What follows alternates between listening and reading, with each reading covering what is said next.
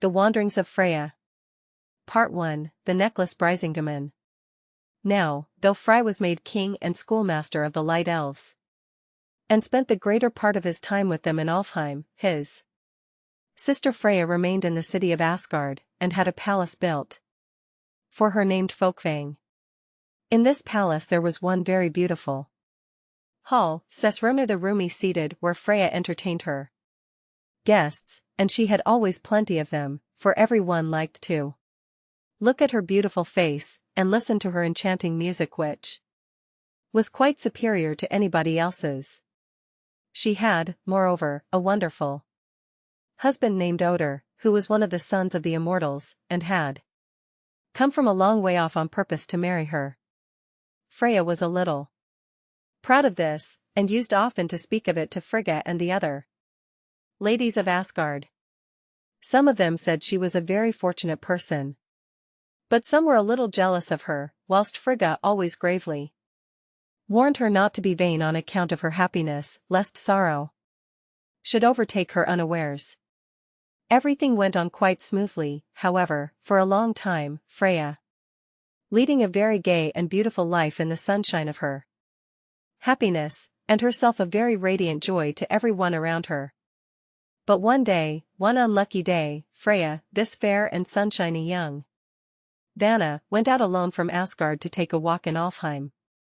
She hoped to meet somewhere thereabouts her dear brother Frey, whom she had not seen for a long time, and of whom she wanted to ask a very particular favor. The occasion for it was this: Heimdall and Agr were expected to dine at Valhalla the next day, and Freya and her husband were invited to meet them. All the lords and ladies of Asgard were to be there. Njord, too, was coming, with his new wife, Skadi, the daughter of a giant. Every one will be beautifully dressed, said Freya, and I have not a single ornament to wear. But you are more beautiful than any one, Freya, said her husband, for you were born in the spacious Windhome. All are not so high-minded as you, Odr, answered his wife, and if I go to Valhalla without an ornament of any kind I shall certainly be looked down upon. So saying, Freya set off, as I told you, to Alfheim, determined to ask of her good-natured brother a garland of flowers at least. But somehow or other she could not find Frey anywhere. She tried to keep in Alfheim. She thought she was there, but all the time she was thinking of her dress and her ornaments, planning what she should wear, and her steps went downward, away from Alfheim to the cavern of four dwarfs. Where am I? Said Freya to herself, as she at last lost the light of day, and went down, wandering on deeper and deeper between the high walls, and under the firm roof of rock. Why, surely this must be Svartheim, and yet it is not unpleasant, nor quite dark here, though the sun is not shining. And in truth it was not dark, for, far on before her, winding in and out through the cavern's innermost recesses, were groups of little men, who had each a lantern in his cap and a pickaxe in his hand, and they were working hard, digging for diamonds, which they piled up the walls, and hung across the roof in white and rose-colored coronets, marvelously glittering. For clever little dwarf chiefs were there directing the labors of the rest, but, as soon as they caught sight of Freya, they sat down in the center of the cavern, and began to work diligently at something which they held between them, bending over it with strange chattering and grimaces. Freya felt very curious to see what it was, but her eyes were so dazzled with the blaze of diamonds and lanterns, that she was obliged to go nearer in order to distinguish it clearly. Accordingly, she walked on to where the four dwarfs were sitting, and peeped over their shoulders. Oh! Brilliant! Exquisitely worked! Bewildering! Freya drew back again with almost blinded eyes, for she had looked upon the necklace Brisingamen, and at the same moment a passionate wish burst forth in her heart to have it for her own, to wear it in Valhalla, to wear it always round her own fair neck. Life to me, said Freya, is no longer worth having without Brisingamen. Then the dwarfs held it out to her, but also looked cunningly at one another as they did so, and burst into a laugh so loud that it rang through the vaulted caverns, echoed and echoed back again from side to side, from dwarf to dwarf, from depth to depth. Freya, however, only turned her head a little on one side, stretched out her hand, grasped the necklace with her small fingers, and then ran out of the cavern as quickly as ever she could, up again to the green hillside. There she sat down and fitted the brilliant ornament about her neck, after which she looked a little shyly at the reflection of herself in a still pool that was near, and turned homewards with an exulting heart. She felt certain that all was well with her. Nevertheless, all was not well, but very miserable indeed. When Freya was come back to Asgard again, and to her palace of Folkvang, she sought her own private apartments, that she might see Odin alone, and make him admire her necklace Brisingamen. But Odin was not there. She searched in every room, hither and thither, but alas, he was not to be found in any room or any hall in all the palace of Folkvang. Freya searched for him in every place. She walked restlessly about, in and out, among the places of the roomy seated. She peered wistfully, with sad eyes, in the face of every guest, but the only face she cared to see, she never saw. Odin was gone, gone back forever to the home of the immortals. Brisingamen and Odin could not live together in the palace of Folkvang. But Freya did not know this. She did not know why Odin was gone, nor where he was gone. She only saw he was not there, and she wrung her hands sadly, and watered her jewels with salt, warm tears. As she sat thus and mourned in the entrance of her palace, all the ladies of Asgard passed by on their way to Valhalla, and looked at her. Some said one thing, some another, but no one said anything at all encouraging, or much to the purpose. Frigga passed by last of all, and she raised her head with a little severe shake, saying something about beauty, and pride, and punishment, which sank down so deeply into the heart of the sorrow-stricken young Vanna that she got up with a desperate resolution, and, presenting herself before the throne of Asa Odin, spoke to him thus: Father of Aesir, listen to my weeping, and do not turn away from me with a cruel frown. I have searched through my palace of Folkvang, and all through the city of Asgard, but nowhere is Odin the immortal to be found. Let me go, Father Odin, I beseech you, and seek him far and near, across the earth, through the air, over the sea, even to the borders of Jotunheim. And Odin answered, Go, Freya, and good fortune go with you. Then Freya sprang into her swift, softly rolling chariot, which was drawn by two cats, waved her hand as she rose over the city, and was gone. Part 2. Loki the iron wooda boundless waste.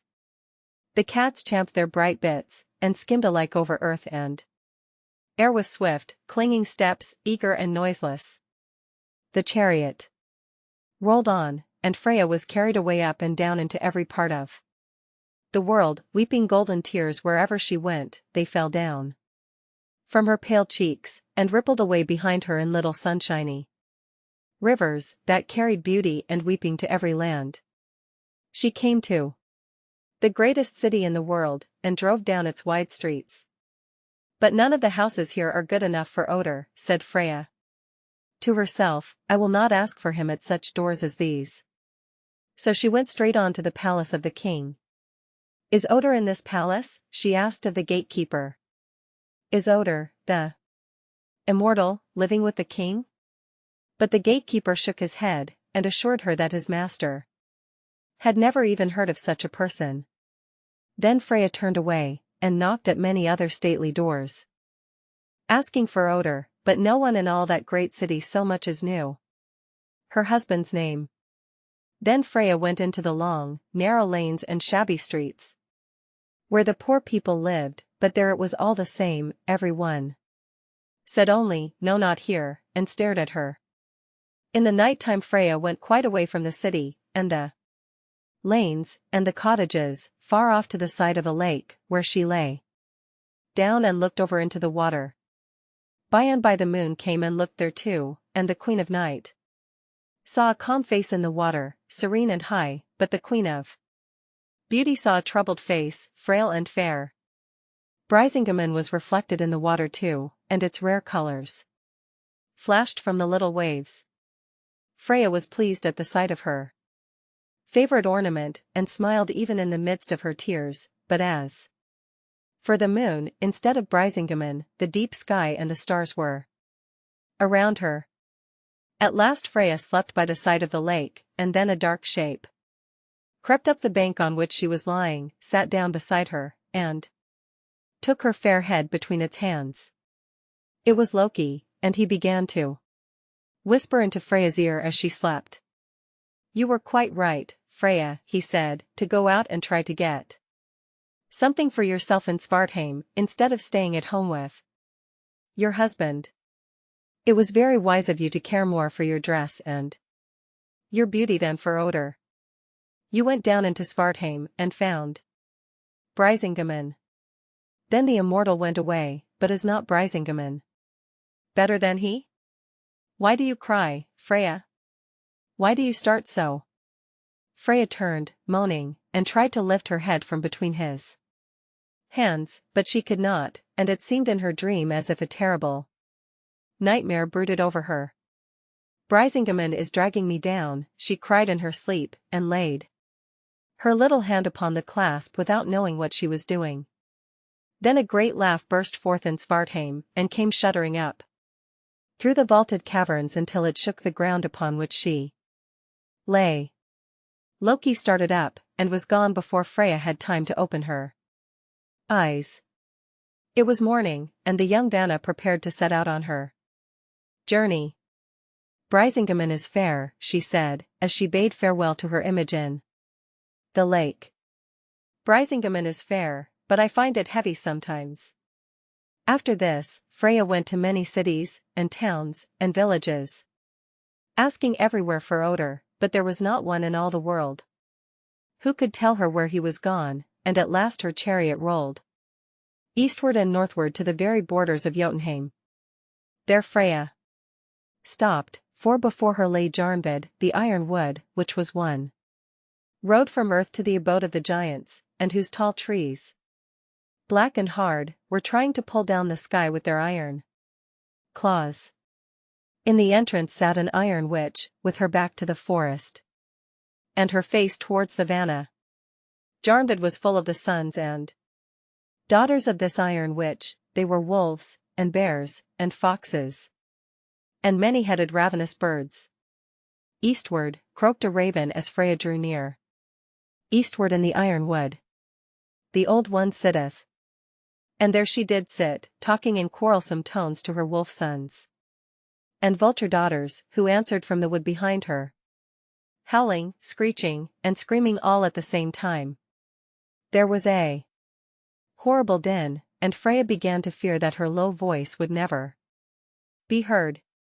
She was obliged to get out of her chariot, and walk close up to the old witch, so that she might whisper in her ear.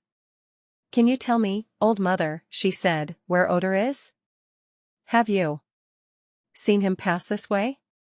"I don't understand one word of what you are saying," answered the iron woman, "and if I did, I have no time to waste in answering foolish questions." Now, the witch's words struck like daggers into Freya's heart, and she was not strong enough to pull them out again, so she stood there a long time, not knowing what she should do. "You had better go," said the crone to her at last, "there's no use in standing there crying." For this was the grandmother of strong-minded women, and she hated tears. Then Freya got into her chariot again, and went westward a long way to the wide, boundless land where impenetrable forests were growing, and undying nature reigned in silence. she knew that the silent Vidar was living there, for, not finding any pleasure in the gay society of Asgard, he had obtained permission from Father Odin to retire to this place. He is one of the Aesir, and perhaps he will be able to help me, said the sad-hearted young Vanna, as her chariot rolled on through empty moorlands and forests, always in twilight. Her ear heard no sound, her eye saw no living shape, but still she went on with a trembling hope till she came to the spot begrown with branches and high grass, which was Vidar's dwelling. Vidar was sitting there firm as an oak, and as silent as night. Long grass grew up through his long hair, and the branches of trees crossed each other over his eyes, his ears were covered with moss, and dewdrops glistened upon his beard. It is almost impossible to get to him, sighed Freya, through all these wet leaves, and I am afraid his moss-covered ears are very deaf. But she threw herself down on the ground before him and said, Tell me, Vidar, does Odin hide among thick trees? Or is he wandering over the broad westlands? Vidar did not answer her, only a pale gleam shot over his face, as if reflected from that of Freya, like sunshine breaking through a wood. He does not hear me, said Freya to herself, and she crushed nearer to him through the branches. Only tell me, Vidar, she said. Is Odin here?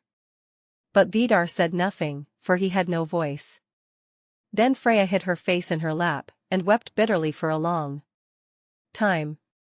An Asa, she said, at last, looking up, is no better to one than an iron which when one is really in trouble, and then she gathered her disordered dress about her, threw back her long bright hair, and, springing into her chariot, once again went wearily on her way. Part 3. The King of the Sea and His Daughters. At last she came to the wide sea coast, and there everything was gloriously beautiful. It was evening, and the western sky looked like a broad crimson flower. No wind stirred the ocean, but the small waves rippled in rose-colored froth on the shore, like the smiles of a giant at play. Aegir, the old sea king, supported himself on the sand, whilst the cool waters were laving his breast, and his ears drank their sweet murmur, for 9 waves were his beautiful daughters, and they and their father were talking together. Now, though Aegir looked so stormy and old, he was really as gentle as a child, and no mischief would ever have happened in his kingdom if he had been left to himself. But he had a cruel wife, called Ran, who was the daughter of a giant, and so eagerly fond of fishing that, whenever any of the rough winds came to call upon her husband, she used to steal out of the deep-sea caves where she lived, and follow ships for miles under the water, dragging her net after her, so that she might catch anyone who fell overboard. Freya wandered along the shore towards the place where the Sea King was lying, and as she went she heard him speaking to his daughters. What is the history of Freya? He asked. And the first wave answered. Freya is a fair young Vanna, who once was happy in Asgard. Then the second wave said. But she left her fair palace there, and Odin, her immortal love. Third wave. She went down to the cavern of dwarfs. Fourth wave. She found Brisingamen there, and carried it away with her. Fifth wave. But when she got back to Folkvang she found that Odin was gone. Sixth wave. Because the Vanna had loved herself more than immortal love. Seventh wave. Freya will never be happy again, for Odin will never come back. Eighth wave.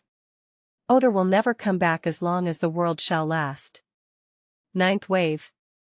Odin will never return, nor Freya forget to weep. Freya stood still, spellbound, listening, and when she heard the last words, that Odin would never come back, she wrung her hands, and cried. Oh, Father Aegir! Trouble comes surging up from a wide sea. Wave over wave, into my soul. And in truth it seemed as if her words had power to change the whole surface of the ocean wave over Wave rose higher and spoke louder. Ran was seen dragging her net in. The distant old Aegir shouted, and dashed into the deep sea and sky. Mixed in confusion, and night fell upon the storm. Then Freya sank down exhausted on the sand, where she lay until her kind daughter, the sleepy little Siofna, came and carried her home again in her arms. After this the beautiful Vanna lived in her palace of Folkvang, with friends and sisters, Aesir and Asinir, but Odr did not return, nor Freya forget to weep. Asterisk asterisk asterisk asterisk asterisk. Freya, as she appears in the Edda, was the goddess of the beautiful year and of all sorts of love. The story of her marriage with Odr is extremely obscure. It is even thought that Odr is only a form of Odin, and, in like manner, that Freya and Frigga are very intimately connected. Frigga was the patroness of married love, of the happiness and duties of the home. Originally, she and Freya and all the great goddesses were probably personifications of the earth, but Freya, as goddess of love, is less developed in idea than Frigga. She has more of the nature goddess, less of the woman in her. She was said to divide the spoil with Odin in battle, taking half the slain for herself and leaving him the other half, which points to her having been at one time his wife and sharing all with him. Supposing her to have been the beautiful year, or rather the earth during the beautiful part of the year, Odr leaving her would imply the beginning of the shortening of the days at midsummer. The source of summer flies. Summer seeks him weeping golden tears. Do these mean autumn's golden leaves and falling fruits? Or that the sun's beautiful gifts must ever follow him?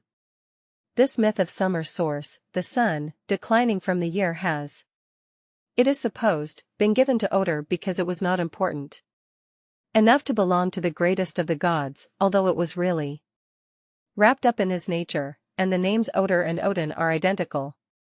In German, Simrock says, every mythology tells us of the death of the beautiful part of the year, like the flight of a god, who is mourned by his wife or his beloved. Looked at from this point of view, we see the summerly earth vaunting and decking herself with her richest jewels in the deepest pride of her delight at the very moment when the spirit of her existence is stealing away from her. The summer-decked earth, without the sun of her life, is soulless, has become mortal. But it must be confessed that the Edda is very obscure about Brisingamen, and does not mention the necklace in connection with Odr's departure. The iron which was the mother of two wolves who devoured the sun and the moon at Ragnarok, she is not mentioned in the myth of Freya, but in another lay. It has been suggested that Freya's tears may be dew, and she in the character of Aurora when she sheds them, weeping for some star god of the night. Asterisk asterisk asterisk asterisk asterisk. We shall now hear the story of Iduna, dwarf's daughter, the wife of Bragi and goddess of spring, the renewing of life. Iduna's apples. Part 1, Reflections in the Water. Of all the groves and gardens round the city of Asgard, and they were many and beautiful, there was none so beautiful as the one where Iduna, the wife of Bragi, lived. It stood on the south side of the hill, not far from Gladsheim, and it was called always young, because nothing that grew there could ever decay, or become the least bit older than it was on the day when Iduna entered it. The trees wore always a tender, light green color, as the hedges do in spring. The flowers were mostly half opened, and every blade of grass bore always a trembling, glittering drop of early dew.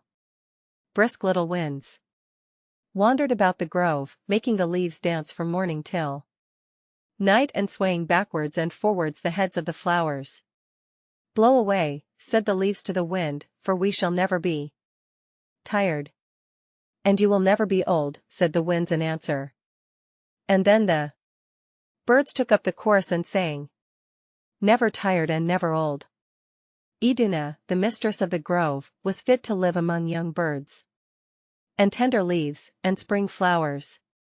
She was so fair that when she bent over the river to entice her swans to come to her, even the stupid fish stood still in the water, afraid to destroy so beautiful an image by swimming over it, and when she held out her hand with bread for the swans to eat, you would not have known it from a water lily, it was so wonderfully white. Iduna never left her grove even to pay a visit to her nearest neighbor, and yet she did not lead by any means a dull life, for besides having the company of her husband, Bragi, who must have been an entertaining person to live with, for he is said to have known a story which never came to an end, and yet which never grew wearisome. All the heroes of Asgard made a point of coming to call upon her every day. It was natural enough that they should like to visit so beautiful a grove and so fair a lady, and yet, to confess the truth, it was not quite to see either the grove or Iduna that they came. Iduna herself was well aware of this, and when her visitors had chatted a short time with her, she never failed to bring out from the innermost recess of her bower a certain golden casket, and to request, as a favor, that her guests would not think of going away till they had tasted her apples, which, she flattered herself, had a better flavor than any other fruit in the world.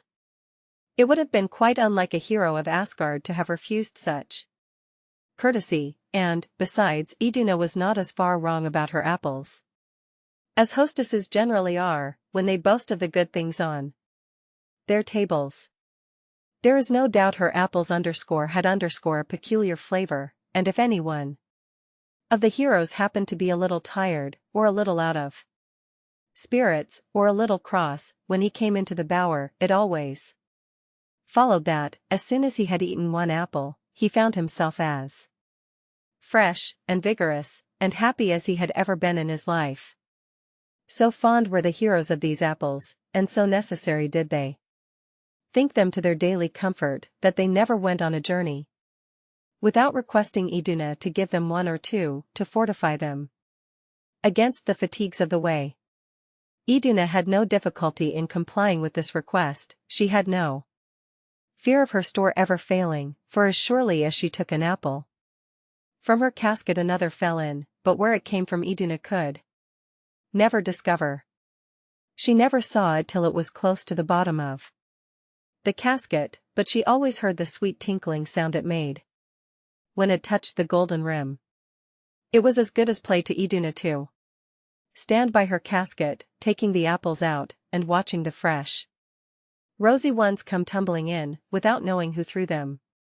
One spring morning Iduna was very busy taking apples out of her casket, for several of the heroes were taking advantage of the fine weather to journey out into the world. Bragi was going from home for a time, perhaps he was tired of telling his story only to Iduna, and perhaps she was beginning to know it by heart, and Odin, Loki, and Honor had agreed to take a little tour in the direction of Jotunheim, just to see if any entertaining adventure would befall them. When they had all received their apples, and taken a tender farewell of Iduna, the grove green and fair as it was looked perhaps a little solitary, Iduna stood by her fountain, watching the bright water as it danced up into the air and quivered, and turned, and fell back, making 100 little flashing circles in the river, and then she grew tired, for once, of the light and the noise, and wandered down to a still place, where the river was shaded by low bushes on each side, and reflected clearly the blue sky overhead. Iduna sat down and looked into the deep water. Besides her own fair face there were little, wandering, white clouds to be seen reflected there. She counted them as they sailed past. At length a strange form was reflected up to her from the water, large, dark, lowering wings, pointed claws, a head with fierce eyes looking at her. Iduna started and raised her head. It was above as well as below, the same wings, the same eyes, the same head looking down from the blue sky, as well as up from the water. Such a sight had never been seen near Asgard before, and, while Iduna looked, the thing waved its wings, and went up, up, up, till it lessened to a dark spot in the clouds and on the river. It was no longer terrible to look at, but, as it shook its wings, a number of little black feathers fell from them and flew down towards the grove. As they neared the trees, they no longer looked like feathers. Each had two independent wings and a head of its own. They were, in fact, a swarm of nervous apprehensions, troublesome little insects enough, and well known elsewhere, but which now, for the first time, found their way into the grove. Iduna ran away from them, she shook them off, she fought quite bravely against them, but they are by no means easy to get rid of. And when, at last, one crept within the folds of her dress, and twisted itself down to her heart, a new, strange feeling thrilled there, a feeling never yet known to any dweller in Asgard. Iduna did not know what to make of it. Part 2. The Winged Giant. In the meantime Odin, Loki, and Honor proceeded on their journey. They were not bound on any particular quest. They strayed hither and thither that Odin might see that things were going on well in the world, and his subjects comporting themselves in a becoming manner. Every now and then they halted while Odin inspected the thatching of a barn, or stood at the smithy to see how the smith wielded his hammer, or in a furrow to observe if the ploughman guided his plowshare evenly through the soil. Well done, he said if the workman was working with all his might, and he turned away, leaving something behind him, a straw in the barn, a piece of old iron at the forge door, a grain in the furrow, nothing to look at, but ever after the barn was always full, the forge fire never went out, the field yielded bountifully.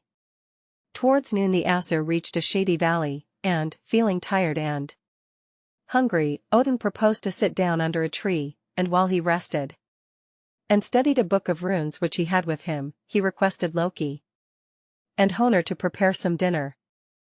I will undertake the meat and the fire, said Honor. You, Loki, will like nothing better than foraging about for what good things you can pick up.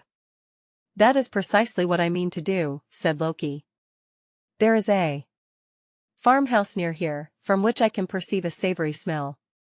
It will be strange, with my cunning, if I do not contrive to have the best of all the dishes under this tree before your fire is burned up. As Loki spoke he turned a stone in his hand, and immediately he assumed the shape of a large black cat.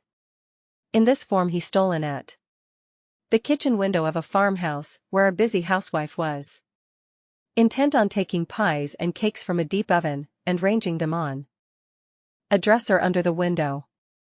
Loki watched his opportunity, and whenever the mistress's back was turned he whisked a cake or a pie out of the window. 1, 2, 3. Why, there are fewer every time I bring a fresh one from the oven, cried the bewildered housewife. It's that thieving cat. I see the end of her tail on the windowsill. Out of the window leant the housewife to throw a stone at the cat, but she could see nothing but a thin cow trespassing in her garden, and when she ran out with a stick to drive away the cow, it, too, had vanished, and an old raven, with 6 young ones, was flying over the garden hedge. The raven was Loki, the little ones were the pies, and when he reached the valley, and changed himself and them into their proper shapes, he had a hearty laugh at his own cleverness, and at the old woman's dismay. Well done, Loki, king of thieves, said a chorus of foxes, who peeped out of their holes to see the only one of the Aesir whose conduct they could appreciate, but Odin, when he heard of it, was very far from thinking it well done. He was extremely displeased with Loki for having disgraced himself by such mean tricks. It is true, he said, that my subjects may well be glad to furnish me with all I require, but it should be done knowingly. Return to the farmhouse, and place these 3 black stones on the table from whence you stole the provisions. Loki, unwilling as he was to do anything he believed likely to bring good to others, was obliged to obey. He made himself into the shape of a white owl, flew once more through the window, and dropped the stones out of his beak. They sank deep into the table, and looked like 3 black stains on the white deal board. From that time the housewife led an easy life. There was no need for her to grind corn, or mix dough, or prepare meat. Let her enter her kitchen at what time of day she would. Stores of provisions stood smoking hot on the table. She kept her own counsel about it, and enjoyed the reputation of being the most economical housekeeper in the whole countryside. But one thing disturbed her mind, and prevented her thoroughly enjoying the envy and wonder of the neighboring wives. All the rubbing, and brushing, and cleaning in the world would not remove the 3 black stains from her kitchen table, and as she had no cooking to do, she spent the greater part of her time in looking at them. If they were but gone, she said, 100 times every day, I should be content. But how is one to enjoy one's life when one cannot rub the stains off one's own table? Perhaps Loki foresaw how the good wife would use her gift, for he came back from the farmhouse in the best spirits. We will now, with Father Odin's permission, sit down to dinner, he said, for surely, Brother Honor, while I have been making so many journeys to and fro, you have been doing something with that fire which I see blazing so fiercely, and with that old iron pot smoking over it. The meat will be by this time ready, no doubt, said Honor. I killed a wild ox while you were away, and part of it has been now for some time stewing in the pot. The Aesir now seated themselves near the fire, and Honor lifted up the lid of the pot. A thick steam rose up from it, but when he took out the meat it was as red and uncooked as when he first put it into the pot. Patience, said Honor, and Odin again took out his book of runes. Another hour passed, and Honor again took off the lid, and looked at the meat, but it was in precisely the same state as before. This happened several times, and even the cunning Loki was puzzled, when suddenly a strange noise was heard coming from a tree near, and, looking up, they saw an enormous human-headed eagle seated on one of the branches, and looking at them with 2 fierce eyes. While they looked it spoke. Give me my share of the feast, it said, and the meat shall presently be done. Come down and take it lies before you, said Loki, while Odin looked on with thoughtful eyes, for he saw plainly that it was no mortal bird who had the boldness to claim a share in the Aesir's food.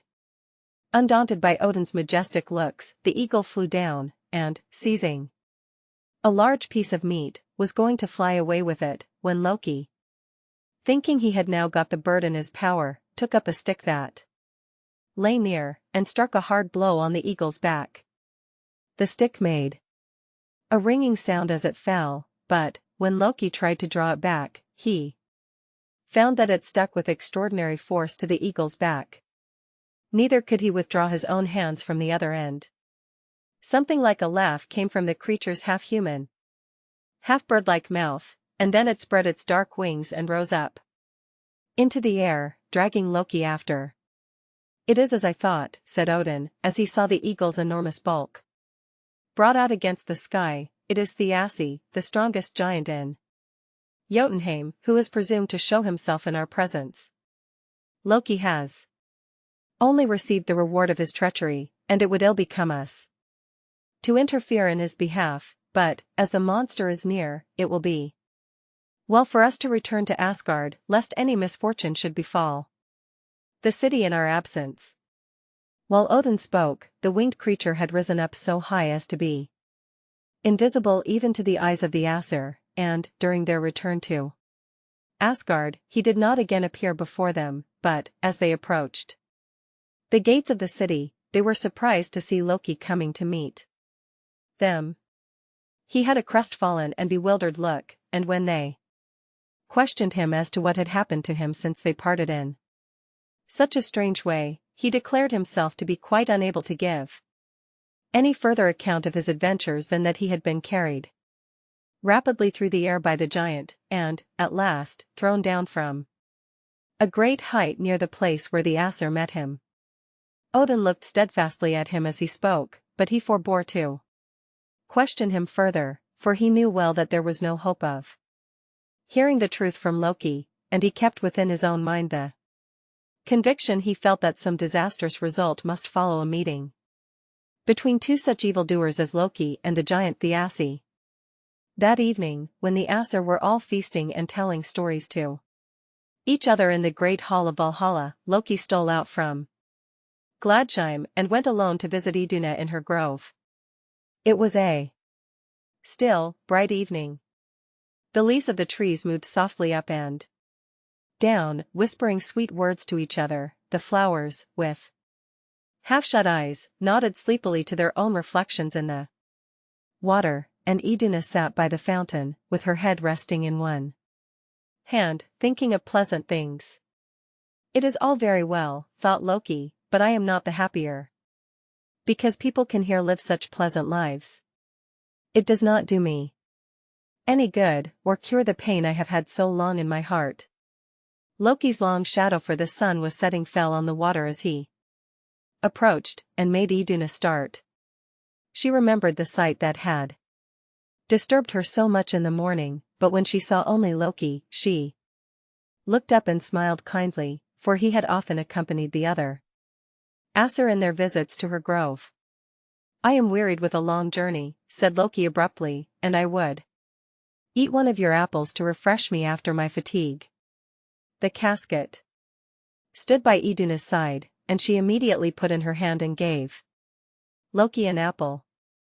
To her surprise, instead of thanking her warmly, or beginning to eat it, he turned it round and round in his hand with a contemptuous air. It is true then, he said, after looking intently at the apple for some time, your apples are but small and withered in comparison. I was unwilling to believe it at first, but now I can doubt no longer. Small and withered, said Iduna, rising hastily.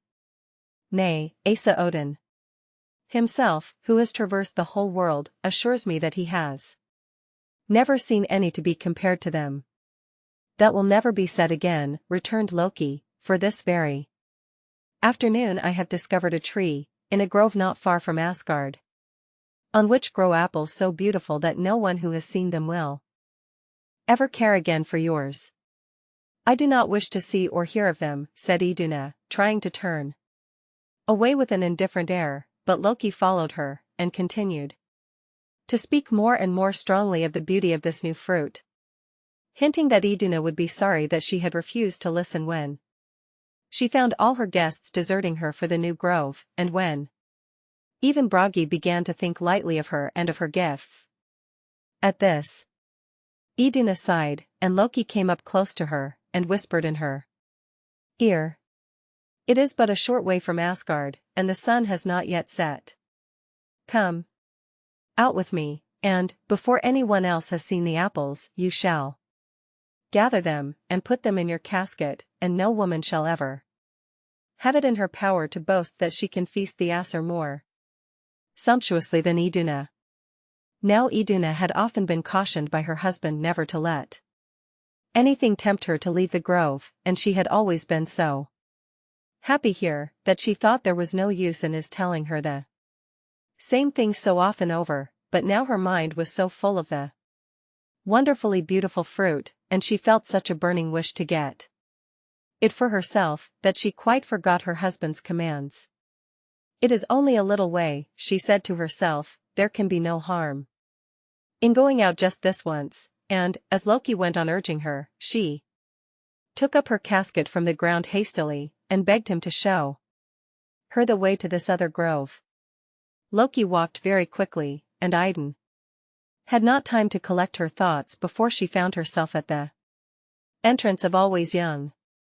At the gate she would gladly have stopped a minute to take breath, but Loki took hold of her hand, and forced her to pass through, though, at the very moment of passing, she half drew back, for it seemed to her as if all the trees in the grove suddenly called out in alarm, come back, oh, Come back, Iduna.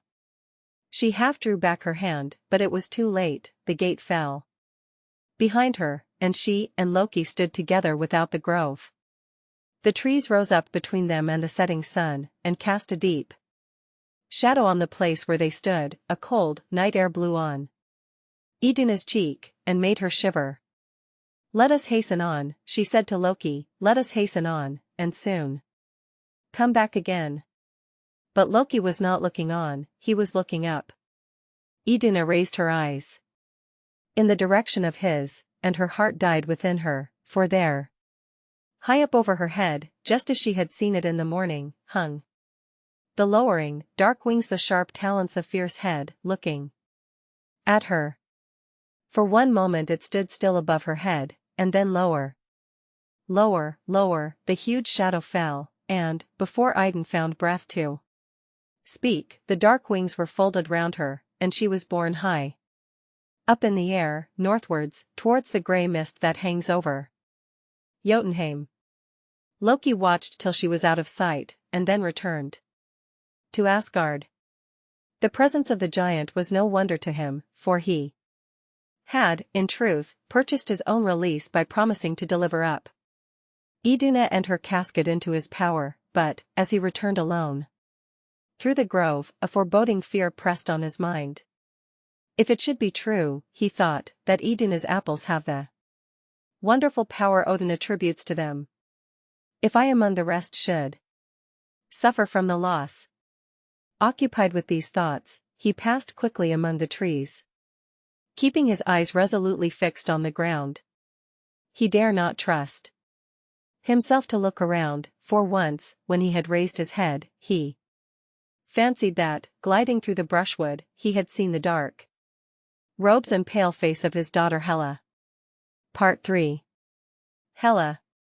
When it was known that Iduna had disappeared from her grove, there were many sorrowful faces in Asgard, and anxious voices were heard inquiring for her.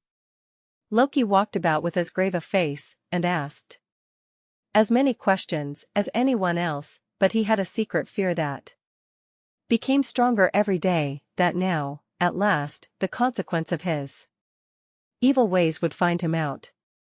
Days passed on, and the looks of care, instead of wearing away, deepened on the faces of the Aesir. They met, and looked at each other, and turned away sighing. Each saw that some strange change was creeping over all the others, and none liked to be the first to speak of it. It came on very gradually, a little change every day, and no day ever passing without the change. The leaves of the trees in Iduna's grove deepened in color. They first became a somber green, then a glowing red, and, at last, a pale brown, and when the brisk winds came and blew them about, they moved every day more languidly. Let us alone, they said at length. We are tired, tired, tired. The winds, surprised, carried the new sound to Gladsheim, and whispered it all round the banquet hall where the Aesir sat, and then they rushed back again, and blew all through the grove. We are tired, said the leaves again, we are tired, we are old, we are going to die, and at the word they broke from the trees one by one, and fluttered to the ground, glad to rest anywhere, and the winds, having nothing else to do, went back to Gladsheim with the last strange word they had learned. The Aesir were all assembled in Valhalla, but there were no stories told, and no songs sung. No one spoke much but Loki, and he was that day in a talking humor. He moved from one to another, whispering an unwelcome word in every ear. Have you noticed your mother Frigga? He said to Baldur. Do you see how white her hair is growing, and what a number of deep lines are printed on her face? Then he turned to Frey. Look at your sister Freya and your friend Baldur, he said, as they sit opposite to us. What a change has come over them lately. Who would think that that pale man and that faded woman were Baldur the beautiful and Freya the fair? You are tired, you are old, you are going to die, moaned the winds, wandering all round the great halls, and coming in and out of the 100 doorways, and all the Aesir looked up at the sad sound. Then they saw, for the first time, that a new guest had seated herself that day at the table of the Aesir. There could be no question of her fitness on the score of royalty, for a crown rested on her brow, and in her hand she held a scepter, but the fingers that grasped the scepter were white and fleshless, and under the crown looked the threatening face of Hela, half corpse, half queen. A great fear fell on all the Aesir as they looked, and only Odin found voice to speak to her. "Dreadful daughter of Loki," he said, "by what warrant do you dare to leave the kingdom where I permit you to reign, and come to take your place among the Aesir, who are no mates for such as you?" Then Hela raised her bony finger, and pointed, one by one, to the guests that sat round. "White hair," she said, "wrinkled faces, weary limbs, dull eyes, these are the warrants which have summoned me from the land of shadows to sit among the Aesir. I have come to claim you by these signs, as my future guests, and to tell you that I am preparing a place for you in my kingdom." At every word she spoke a gust of icy wind came from her mouth and froze the blood in the listeners' veins. If she had stayed a moment longer they would have stiffened into stone, but when she had spoken thus, she rose and left the hall, and the sighing winds went out with her. Then, after a long silence, Bragi stood up and spoke. "Aesir," he said, "we are to blame. It is now many months since Idun was carried away from us. We have mourned for her, but we have not yet avenged her loss. Since she left us, a strange weariness and despair have come over us, and we sit looking on each other as if we had ceased to be warriors and Aesir. It is plain that, unless Idun returns, we are lost. Let two of us journey to the Urda fount, which we have so long neglected to visit, and inquire of her from the Norns, for they know all things, and then, when we have learnt where she is, we will fight for her liberty, if need be, till we die, for that will be an end more fitting for us than to sit here and wither away under the breath of Hela." At these words of Bragi the Aesir felt a revival of their old strength and courage. Odin approved of Bragi's proposal, and decreed that he and Baldur should undertake the journey to the dwelling place of the Norns. That very evening they set forth, for Hela's visit showed them that they had no time to lose. It was a weary time to the dwellers in Asgard while they were absent. 2 new citizens had taken up their abode in the city, Age and Pain.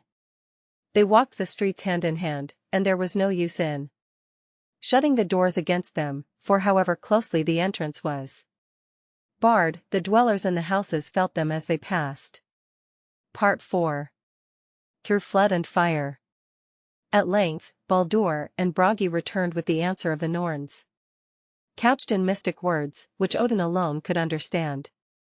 It revealed Loki's treacherous conduct to the Aesir, and declared that Idun could only be brought back by Loki, who must go in search of her, clothed in Freya's garments of falcon feathers.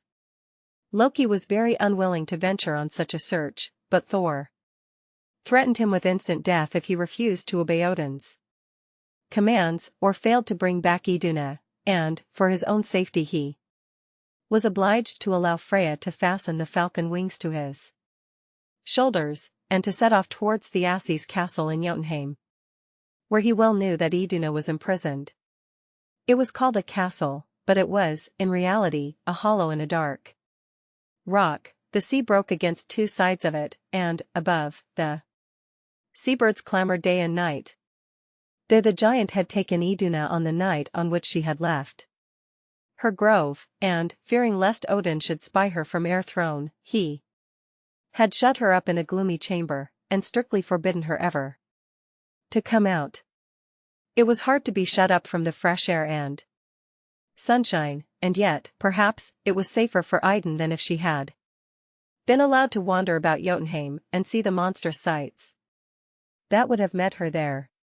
She saw nothing but Thiassi himself and his servants, whom he had commanded to attend upon her, and they, being curious to see a stranger from a distant land, came in and out many times every day.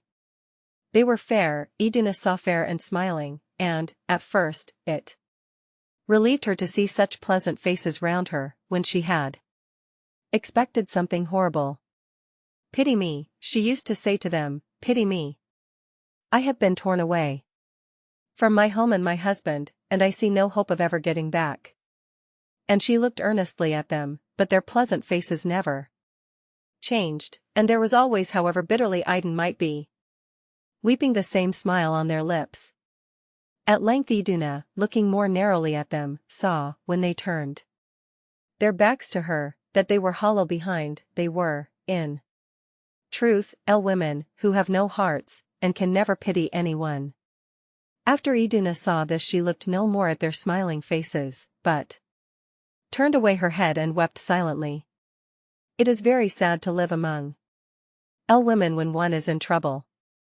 Every day the giant came and thundered at Iduna's door.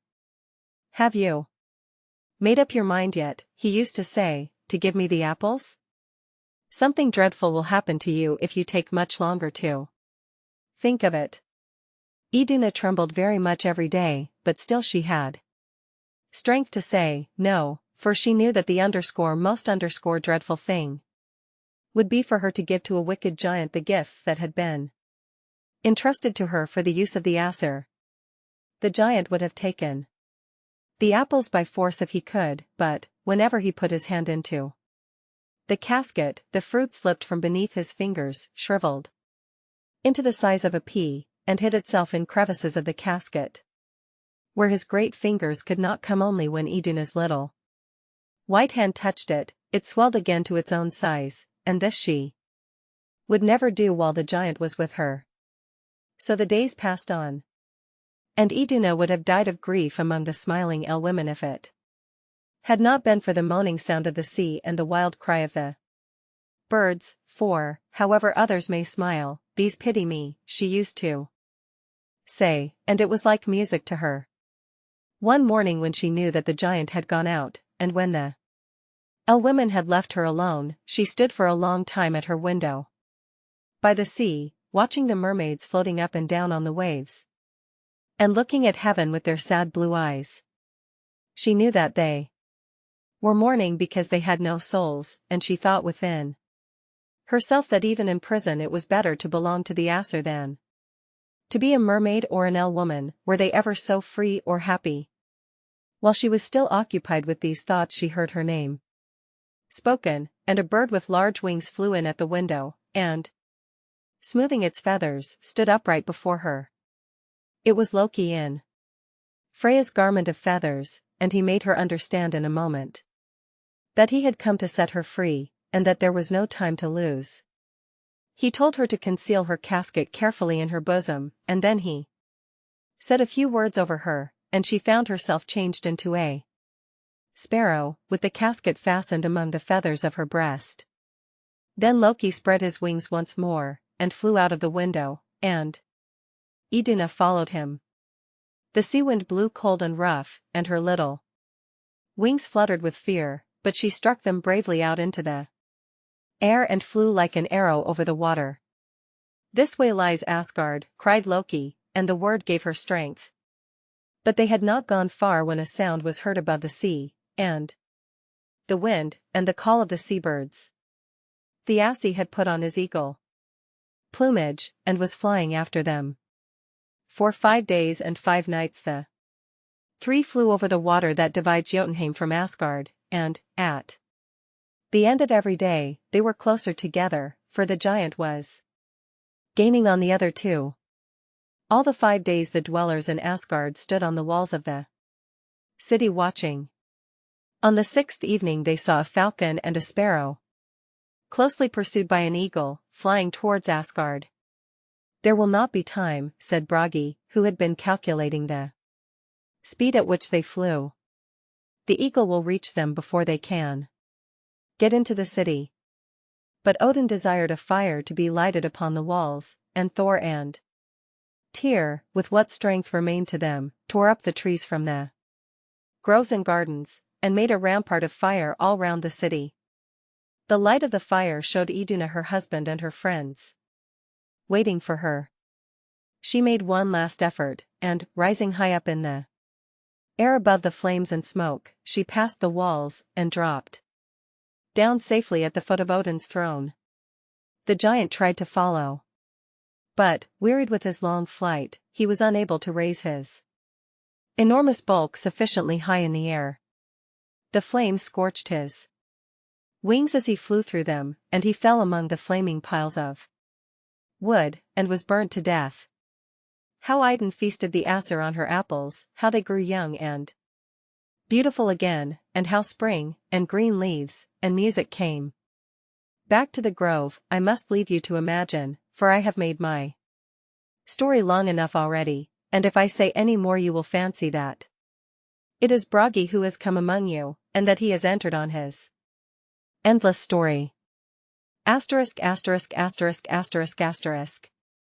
Iduna has a connection with the underworld, carried away by a giant and kept captive in his frozen regions, the earth meanwhile becoming winterly, old, death threatening all things.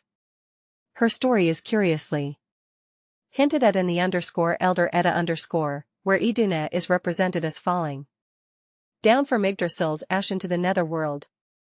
Odin sends Heimdall and Bragi to bring her up again, and to ascertain from her if she has been able to discover anything about the destruction and duration of the world and heaven. Instead of answering, she bursts into tears. The bright, tearful return of spring, or may this mean the impossibility of wringing from nature answers to the questions and longings that fill the heart. Even the tender year with its messages of hope and hints of immortality is unable to give the full assurance for which we yearn. Iduna is supposed to typify the spring, and her falling into captivity for a time to the giant Thiassi corresponds to the falling of the leaf in autumn. The union of poetry with spring seems very appropriate, and we must not forget to mention that Bragi's name calls to mind the old story of the Breaker Fool. At feasts, in old times, it was the custom to drink from cups of mead. 1 to Odin for victory, 1 to Frey and 1 to Njord for a good year and peace, and the 4th to Bragi. It was called the Cup of Vows, and the drinker vowed over it to perform some great deed worthy of the song of a skald. In connection with the story of Iduna being, indeed, almost a sequel to it, we find the myth of Skadi, which is as follows. The giant Thiassi had a very tall daughter, called Skadi. When she found that her father never returned from his pursuit of Idun, she put on her armor and set off to Asgard to revenge his death. The heroes, however, were not inclined to allow her the honor of a combat. They suggested to her that, perhaps, it would answer her purpose as well, if, instead of fighting them, she were to content herself with marrying one of their number, and it appeared to Skadi that this might possibly be revenge enough. The Aesir, however, could not make up their minds who should be the victim. It was agreed, at last, that they should all stand in some place of concealment, where only their feet could be seen, and that Skadi should walk before them and, by looking at the feet, choose her husband. Now, Skadi had privately made up her mind to marry Baldur, so, after looking carefully at all the feet, she stopped before a pair, which, from their beautiful shape, she thought could only belong to the handsome sun god. When, however, the figure belonging to the feet emerged from the hiding place, it was discovered that she had chosen the bluff, gusty old Njord instead of the beautiful young Baldur, and she was not particularly well pleased with her choice, though she was obliged to abide by it. When Skadi and Njord were married, they found, as persons do find who marry each other for the shape of their feet, and other such wise reasons, that it was not at all an easy thing to live happily together. They could not even agree about the place where they should live. Skadi was never happy out of Thrymheim, the home of Noisen. Misty Jotunheim, and Njord could not forget pleasant Noten, and the clear, sunny seas where he had dwelt in his youth. At last they agreed that they would spend 3 days in Noten, and 9 days in Thrymheim, but one day, when Njord was returning to Noten, he could not help breaking out into the following song. Of mountains I am weary, 9 nights long and dreary, all up the misty hill. The wolf's long howl I heard. Methought it sounded strangely. Methought it sounded ill. To the song of the swan bird. And Skadi immediately answered. Never can I sleep in my couch by the strand. For the wild, restless waves rolling over the sand. For the scream of the seagulls. For the mew as he cries. These sounds chase forever sweet sleep from mine eyes. Then, putting on a pair of snow skates, she set off more swiftly than the wind, and Njord never saw more of her.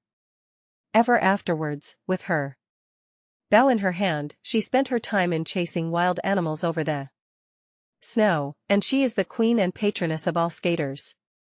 The next story is about Baldur, of whom Har says that he is the best of the sons of Odin. So fair and dazzling that rays of light seem to issue from him, and thou mayest form some idea of the beauty of his hair when I tell thee that the whitest of all plants is called Baldur's brow, a plant in Sweden still called Baldur's eyebrow. Baldur is the mildest, the wisest, and the most eloquent of all the Aesir. Broad-glanced is called, where Baldur the fair hath built him a bower. In that land where I know the least loathliness lieth.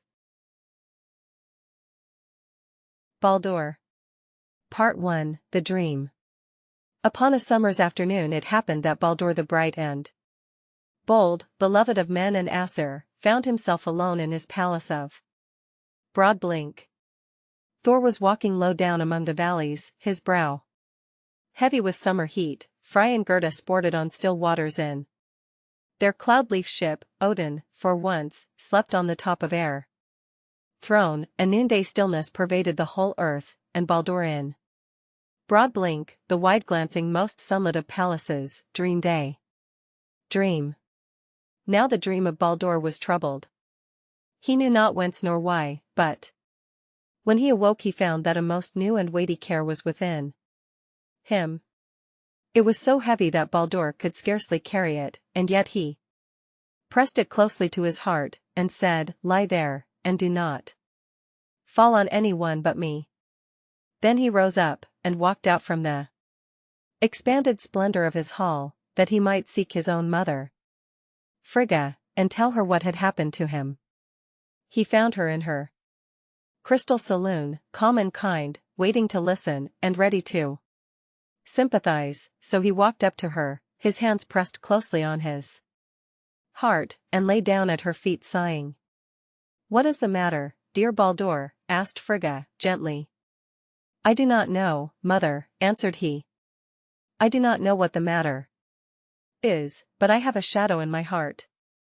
Take it out, then, my son, and let me look at it, replied Frigg. But I fear, mother, that if I do it will cover the whole earth. Then Frigga laid her hand upon the heart of her son that she might feel the shadow's shape. Her brow became clouded as she felt it, her parted lips grew pale, and she cried out, Oh, Baldur, my beloved son! The shadow is the shadow of death. Then said Baldur, I will die bravely, my mother. But Frigga answered, You shall not die at all, for I will not sleep tonight until everything on earth has sworn to me that it will neither kill nor harm you. So Frigga stood up, and called to her everything on earth that had power to hurt or slay.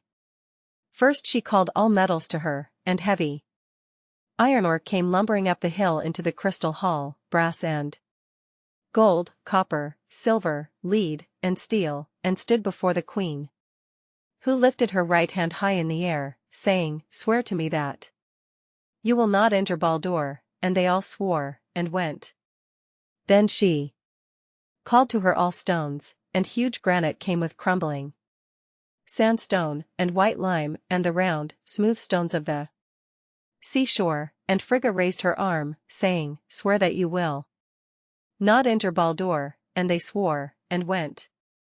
Then Frigga called to her the trees, and wide-spreading oak trees, with tall ash and somber firs came rushing up the hill, with long branches, from which green leaves like flags were waving, and Frigga raised her hand, and said, "Swear that you will not hurt Baldur," and they said, "We swear," and went. After this Frigga called to her the diseases, who came blown thitherward by poisonous winds on wings of pain, and to the sound of moaning. Frigga said to them, "Swear," and they sighed, "We swear," then flew away. Then Frigga called to her all beasts, birds, and venomous snakes, who came to her and swore, and disappeared.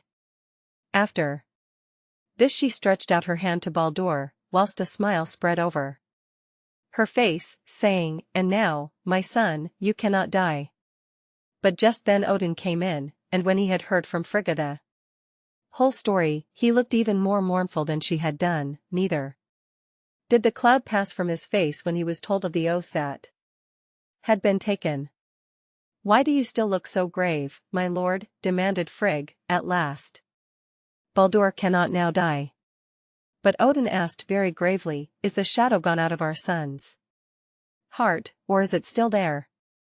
"It cannot be there," said Frigg, turning away her head resolutely, and folding her hands before her. But Odin looked at Baldur, and saw how it was. The hands pressed to the heavy heart, the beautiful brow grown dim. Then immediately he arose, saddled Sleipnir, his 8-footed steed, mounted him, and, turning to Frigga, said, "I know of a dead Vala, 5, Frigg, who, when she was alive, could tell what was going to happen. Her grave lies on the east side of Helheim, and I am going there to awake her, and ask whether any terrible grief is really coming upon us." 5. Vala a prophetess. So saying, Odin shook the bridle in his hand, and the 8-footed, with a bound, leapt forth, rushed like a whirlwind down the mountain of Asgard, and then dashed into a narrow defile between rocks. Sleipnir went on through the defile a long way, until he came to a place where the earth opened her mouth. There Odin rode in and down a broad, steep, slanting road which led him to the cavern Nipa, and the mouth of the cavern Nipa yawned upon Niflheim. Then thought Odin to himself, "My journey is already done." But just as Sleipnir was about to leap through the jaws of the pit, Garm, the voracious dog, who was chained to the rock, sprang forward, and tried to fasten himself upon Odin. 3 times Odin shook him off, and still Garm, as fierce as ever, went on with the fight. At last Sleipnir leapt, and Odin thrust just at the same moment. Then horse and rider cleared the entrance, and turned eastward toward the dead Vala's grave, dripping blood along the road as they went, while the beaten Garm stood baying in the cavern's mouth. When Odin came to the grave he got off his horse, and stood with his face northwards looking through barred enclosures into the city of Helheim itself. The servants of Hela were very busy there making preparations for some new guest, hanging gilded couches with curtains of anguish and splendid misery upon the walls. Then Odin's heart died within him, and he began to repeat mournful runes in a low tone to himself. The dead Vala turned heavily in her grave at the sound of his voice, and, as he went on, sat bolt upright. "What man is this?" she asked. "Who dares disturb my sleep?" Then Odin, for the first time in his life, said what was not true. The shadow of Baldur dead fell upon his lips, and he made answer, "My name is Vegtam, the son of Valtam." "And what do you want from me?" asked the Vala. "I want to know," replied Odin, "for whom Hela is making ready that gilded couch in Helheim?" "That is for Baldur the beloved," answered the dead Vala. "Now go away, and let me sleep again, for my eyes are heavy." But Odin said, "Only one word more. Is Baldur going to Helheim?" Yes, I've told you that he is, answered the Vala. Will he never come back to Asgard again? If everything on earth should weep for him, answered she, he will go back, if not, he will remain in Helheim. Then Odin covered his face with his hands, and looked into darkness. Do go away, said the Vala, I'm so sleepy, I cannot keep my eyes open any longer. But Odin raised his head, and said again, only tell me this one thing. Just now, as I looked into darkness, it seemed to me as if I saw one on earth who would not weep for Baldur. Who was it? At this the Vala grew very angry and said, how couldst thou see in darkness? I know of only one who, by giving away his eye, gained light. No Vegdom art thou, but Odin, chief of men. At her angry words Odin became angry too, and called out as loudly as ever he could, no Vala art thou, nor wise woman, but rather the mother of 3 giants. Go, go, answered the Vala, falling back in her grave, no man shall waken me again until Loki have burst his chains and Ragnarok be come. After this Odin mounted the 8-footed once more, and rode thoughtfully towards home. Part 2. The Peace Stead. When Odin came back to Asgard, Hermod took the bridle from his father's hand, and told him that the rest of the Aesir were gone to the Peace Stead, a broad, green plain which lay just outside the city.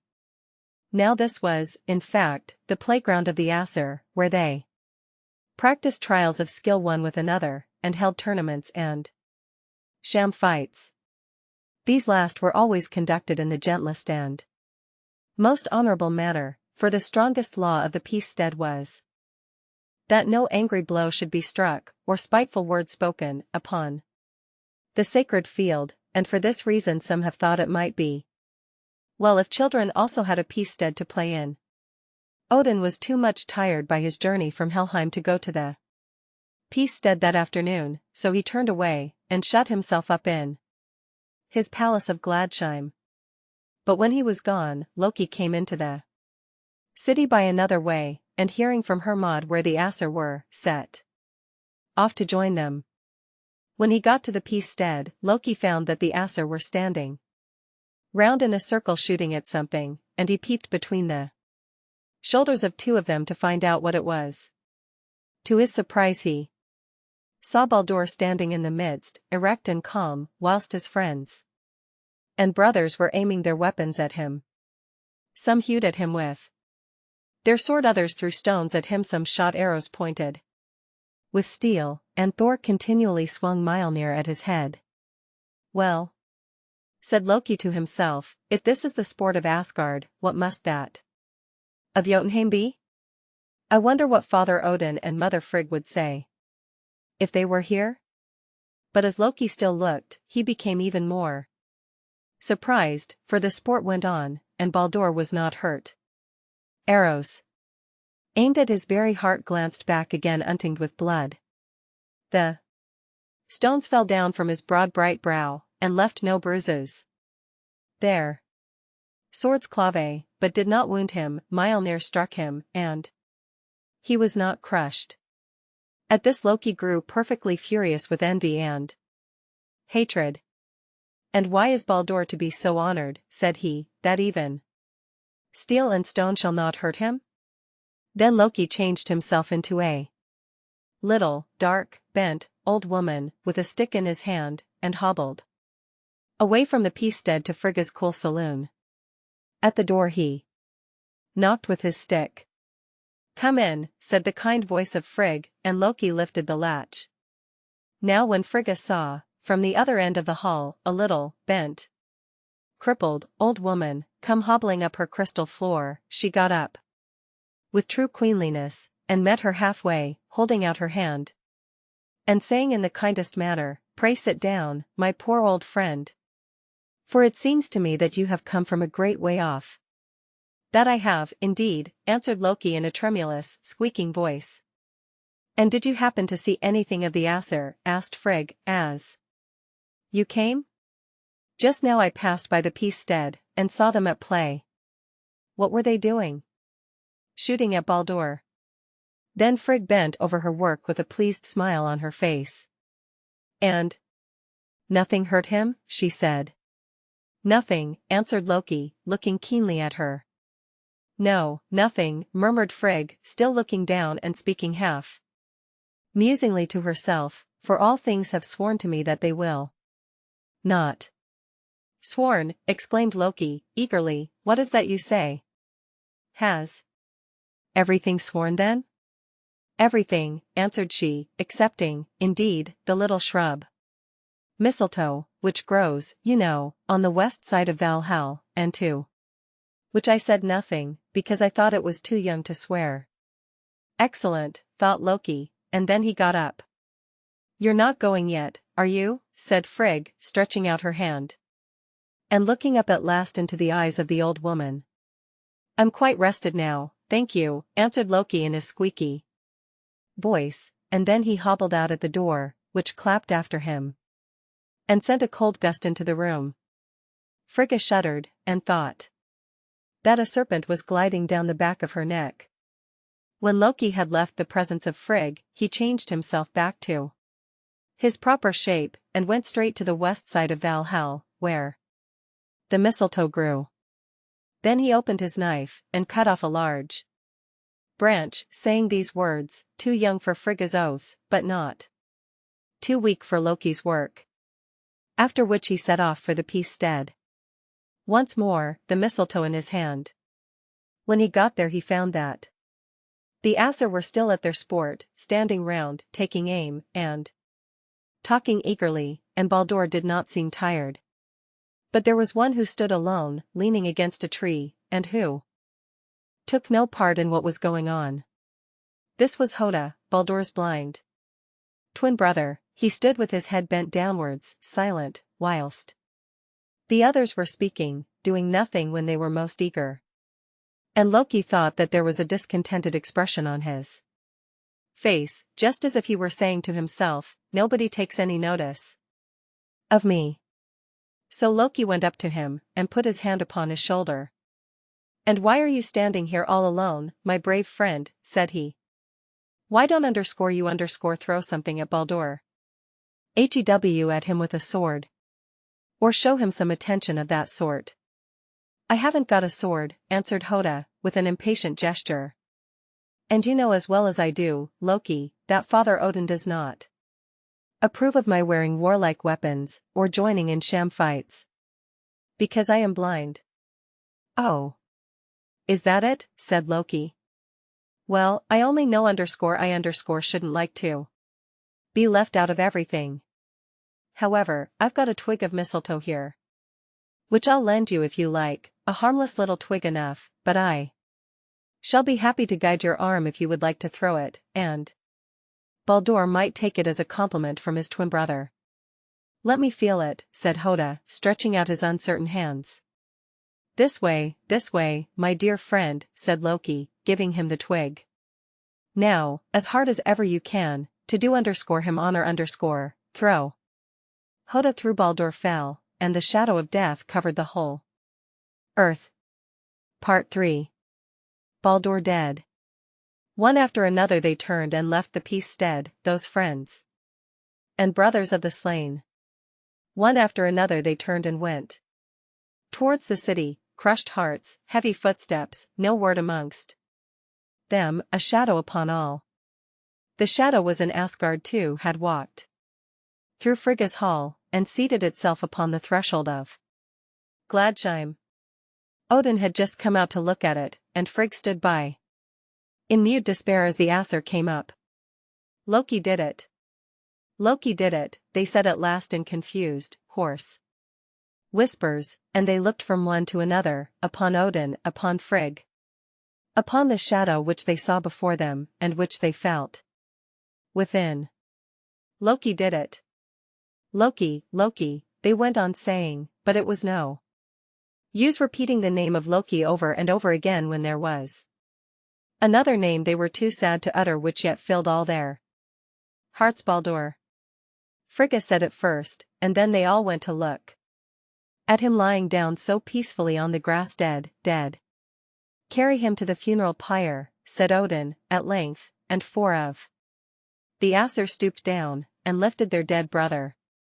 With scarcely any sound they carried the body tenderly to the seashore, and laid it upon the deck of that majestic ship called Ringhorn, which had been his underscore. Then they stood round waiting to see who would come to the funeral. Odin came, and on his shoulder sat his two ravens, whose croaking drew clouds down over the Ace's face. For thought and memory sang one sad song that day. Frigga came, Frey, Gerda, Freya, Thor, Honor, Bragi, and Idun.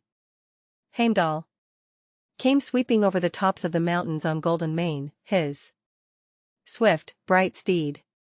Aegir the old groaned from under the deep, and sent his daughters up to mourn around the dead. Frost giants and mountain giants came crowding round the rimy shores of Jotunheim to look across the sea upon the funeral of an Asa.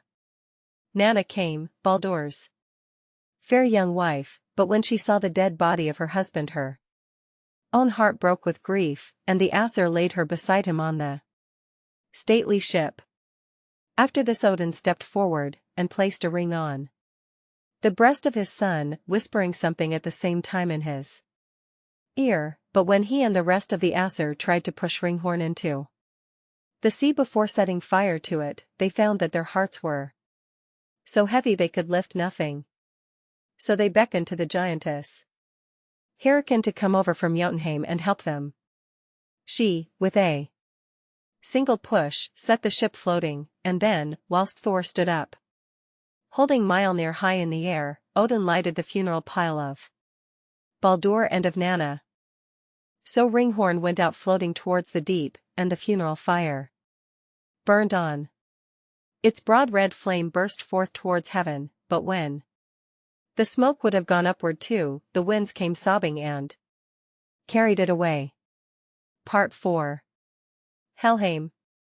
When at last the ship Ringhorn had floated out so far to sea that it looked like a dull, red lamp on the horizon, Frigga turned round and said, "Does any one of you, my children, wish to perform a noble action, and win my love forever?" "I do," cried Hermod, before anyone else had time to open his lips. "Go, then, Hermod," answered Frigg, "saddle Sleipnir with all speed, and ride down to Helheim, there seek out Hela, the stern mistress of the dead, and entreat her to send our beloved back to us once more." Hermod was gone in the twinkling of an eye, not in at the mouth of the earth and through the steep cavern down which Odin went to the dead Vala's grave. He chose another way, though not a better one. For, go to Helheim how you will, the best is but a downward road, and so Hermod found it downward, slanting, slippery, dark and very cold. At last he came to the Gjallar that sounding river which flows between the living and the dead, and the bridge over which is paved with stones of glittering gold. Hermod was surprised to see gold in such a place, but as he rode over the bridge, and looked down carefully at the stones, he saw that they were only tears which had been shed round the beds of the dying, only tears, and yet they made the way seem brighter. But when Hermod reached the other end of the bridge, he found the courageous woman who, for ages and ages, had been sitting there to watch the dead go by, and she stopped him, saying, "What a noise you make! Who are you?" "Yesterday 5 troops of dead men went over the Gjallar bridge, and did not shake it so much as you have done. Besides," she added, looking more closely at Hermod, "you are not a dead man at all. Your lips are neither cold nor blue. Why, then, do you ride on the way to Helheim?" "I seek Baldur," answered Hermod. "Tell me, have you seen him pass?" "Baldur," she said, "has ridden over the bridge, but there below, towards the north, lies the way to the abodes of death." So Hermod went on the way until he came to the barred gates of Helheim itself. There he alighted, tightened his saddle girths, remounted, clapped both spurs to his horse, and cleared the gate by one tremendous leap. Then Hermod found himself in a place where no living man had ever been before the city of the dead. Perhaps you think there is a great silence there, but you are mistaken. Hermod thought he had never in his life heard so much noise, for the echoes of all words were speaking together, words, some newly uttered and some ages old, but the dead men did not hear, who flitted up and down the dark streets, for their ears had been stunned and become cold long since. Hermod rode on through the city until he came to the palace of Hela, which stood in the midst. Precipice was its threshold, the entrance hall, wide storm, and yet Hermod was not too much afraid to seek the innermost rooms, so he went on to the banqueting hall, where Hela sat at the head of her table, and served her newest guests. Baldur, alas, sat at her right hand, and on her left his pale young wife. When Hela saw Hermod coming up the hall, she smiled grimly, but beckoned to him at the same time to sit down, and told him that he might sup that night with her. It was a strange supper for a living man to sit down to. Hunger was the table, starvation, Hela's knife, delay her man, slowness, her maid, and burning thirst, her wine. After supper Hela led the way to the sleeping apartments. You see, she said, turning to Hermod, I am very anxious about the comfort of my guests. Here are beds of unrest, provided for all, hung with curtains of weariness, and look how all the walls are furnished with despair. So saying she strode away, leaving Hermod and Baldur together. The whole night they sat on those unquiet couches and talked. Hermod could speak of nothing but the past, and as he looked anxiously round the room his eyes became dim with tears. But Baldur seemed to see a light far off, and he spoke of what was to come. The next morning Hermod went to Hela, and entreated her to let Baldur return to Asgard. He even offered to take his place in Helheim if she pleased, but Hela only laughed at this, and said, You talk a great deal about Baldur, and boast how much everyone loves him. I will prove now if what you have told me be true. Let everything on earth, living or dead, weep for Baldur, and he shall go home again, but if _one_ thing only refuse to weep, then let Helheim hold its own, he shall _not_ go. Every one will weep willingly, said Hermod, as he mounted Sleipnir and rode towards the entrance of the city. Baldur went with him as far as the gate, and began to send messages to all his friends in Asgard, but Hermod would not listen to many of them. You will so soon come back to us, he said, there is no use in sending messages. So Hermod darted homewards, and Baldur watched him through the bars of Helheim's gateway as he flew along. Not soon, said the dead Asa, but still he saw the light far off, and thought of what was to come. Part 5, Weeping. Well, Hermod, what did she say? Asked the Aesir from the top of the hill, as they saw him coming. Make haste and tell us what she said. And Hermod came up. Oh! Is that all? They cried, as soon as he had delivered his message. Nothing can be more easy, and then they all hurried off to tell Frigga. She was weeping already, and in 5 minutes there was not a tearless eye in Asgard. But this is not enough, said Odin, the whole earth must know of our grief that it may weep with us. Then the father of the Aesir called to him his messenger maidens, the beautiful Valkyrier, and sent them out into all worlds with these 3 words on their lips, Baldur is dead. But the words were so dreadful that at first the messenger maidens could only whisper them in low tones as they went along, Baldur is dead. The dull, sad sounds flowed back on Asgard like a new river of grief, and it seemed to the Aesir as if they now wept for the first time. Baldur is dead. What is that the Valkyrier are saying? Asked the men and women in all the country round, and when they heard rightly, men left their labor and lay down to weep. Women dropped the buckets they were carrying to the well, and, leaning their faces over them, filled them with tears. The children crowded upon the doorsteps or sat down at the corners of the streets, crying as if their own mothers were dead. The Valkyrier passed on. "Baldur is dead," they said to the empty fields, and straightway the grass and the wild field flowers shed tears. "Baldur is dead," said the messenger maidens to the rocks and the stones, and the very stones began to weep. "Baldur is dead," the Valkyrier cried, and even the old mammoth's bones, which had lain for centuries under the hills, burst into tears, so that small rivers gushed forth from every mountain side. "Baldur is dead," said the messenger maidens as they swept over silent sands, and all the shells wept pearls. "Baldur is dead," they cried to the sea, and to Jotunheim across the sea, and when the giants understood it, even they wept, whilst the sea rained spray to heaven. After this the Valkyrier stepped from one stone to another until they reached a rock that stood alone in the middle of the sea. Then, all together, they bent forward over the edge of it, stooped down and peeped over, that they might tell the monsters of the deep. "Baldur is dead," they said, and the sea monsters and the fish wept. Then the messenger maidens looked at one another, and said, "Surely our work is done." So they twined their arms round one another's waists, and set forth on the downward road to Helheim, there to claim Baldur from among the dead.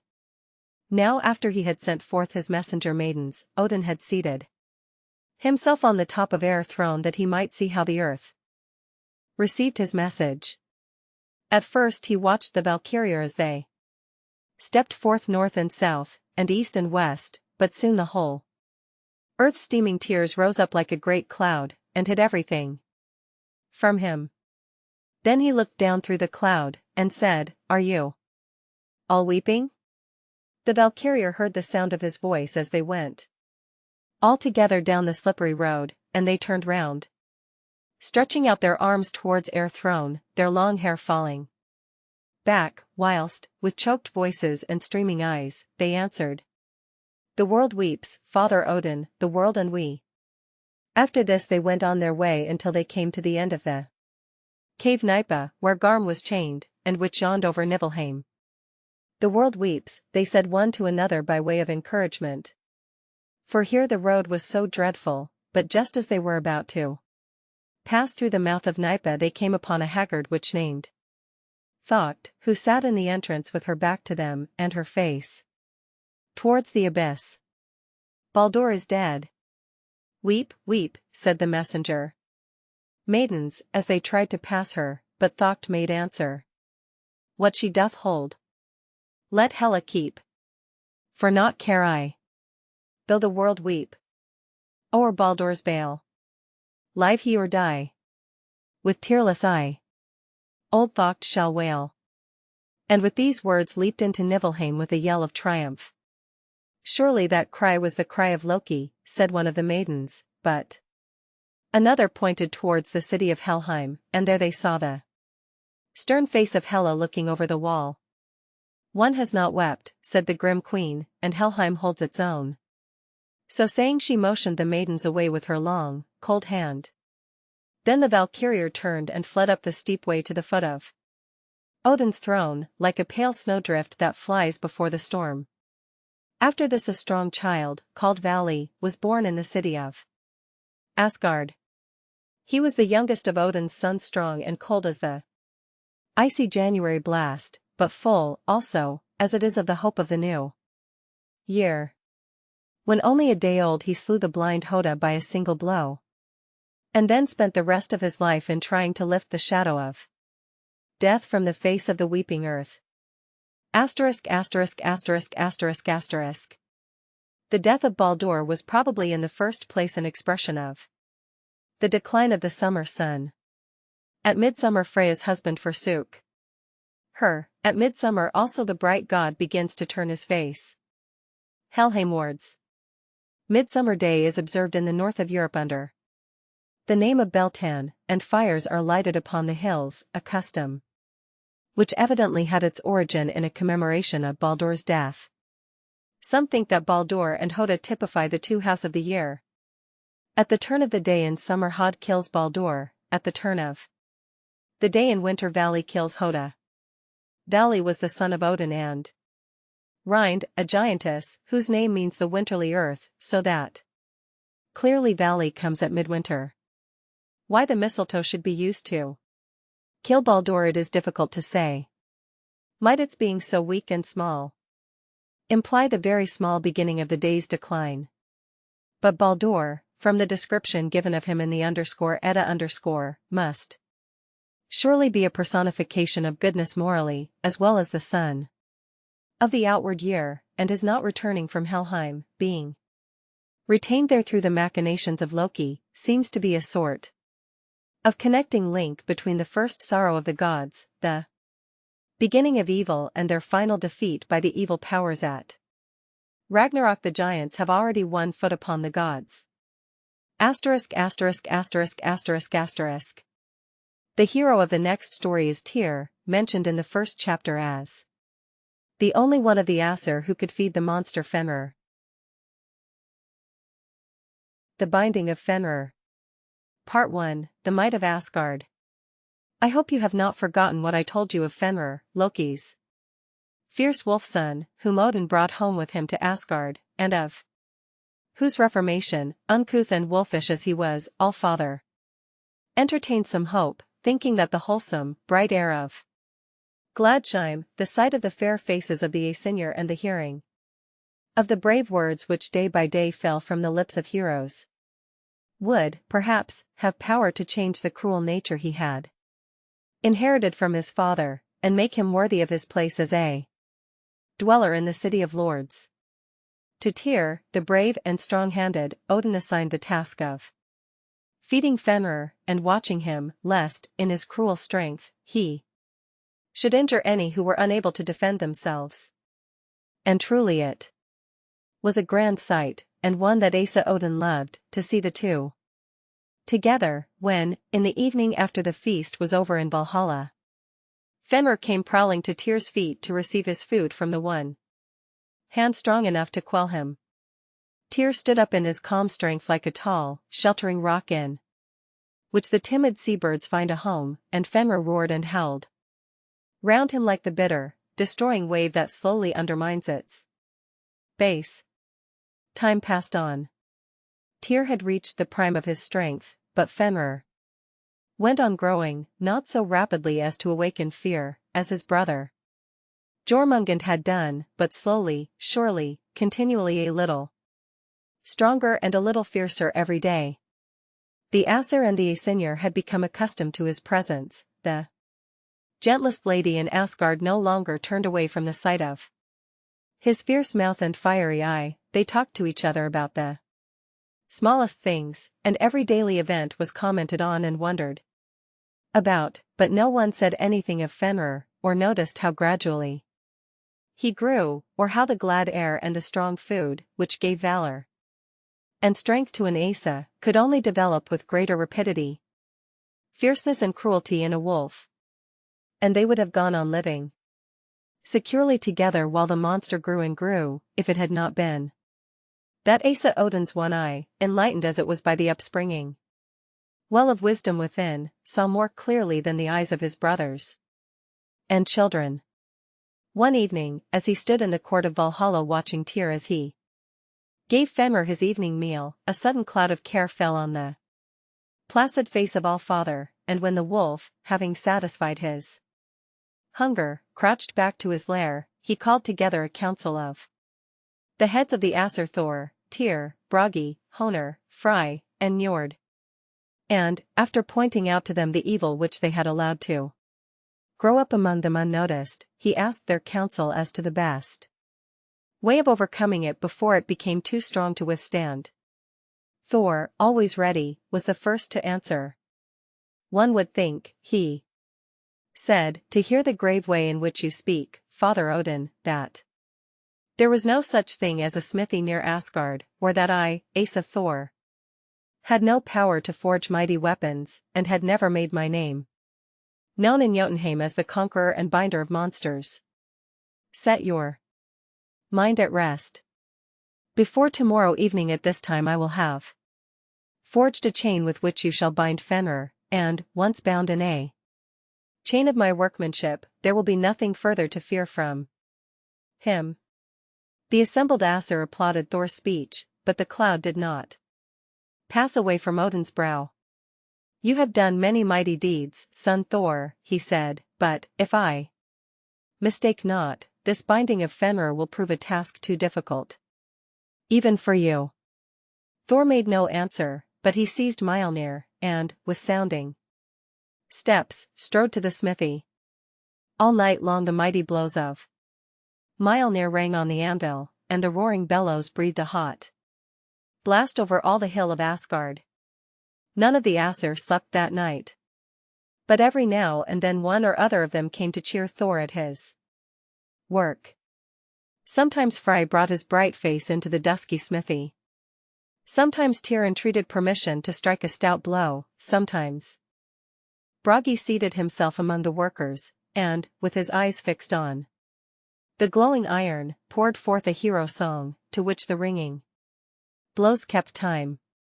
There was also another guest, who, at intervals, made his presence known.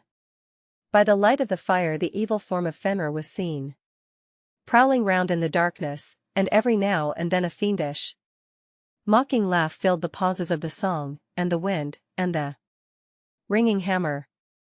All that night and the next day Thor labored and Fenrir watched.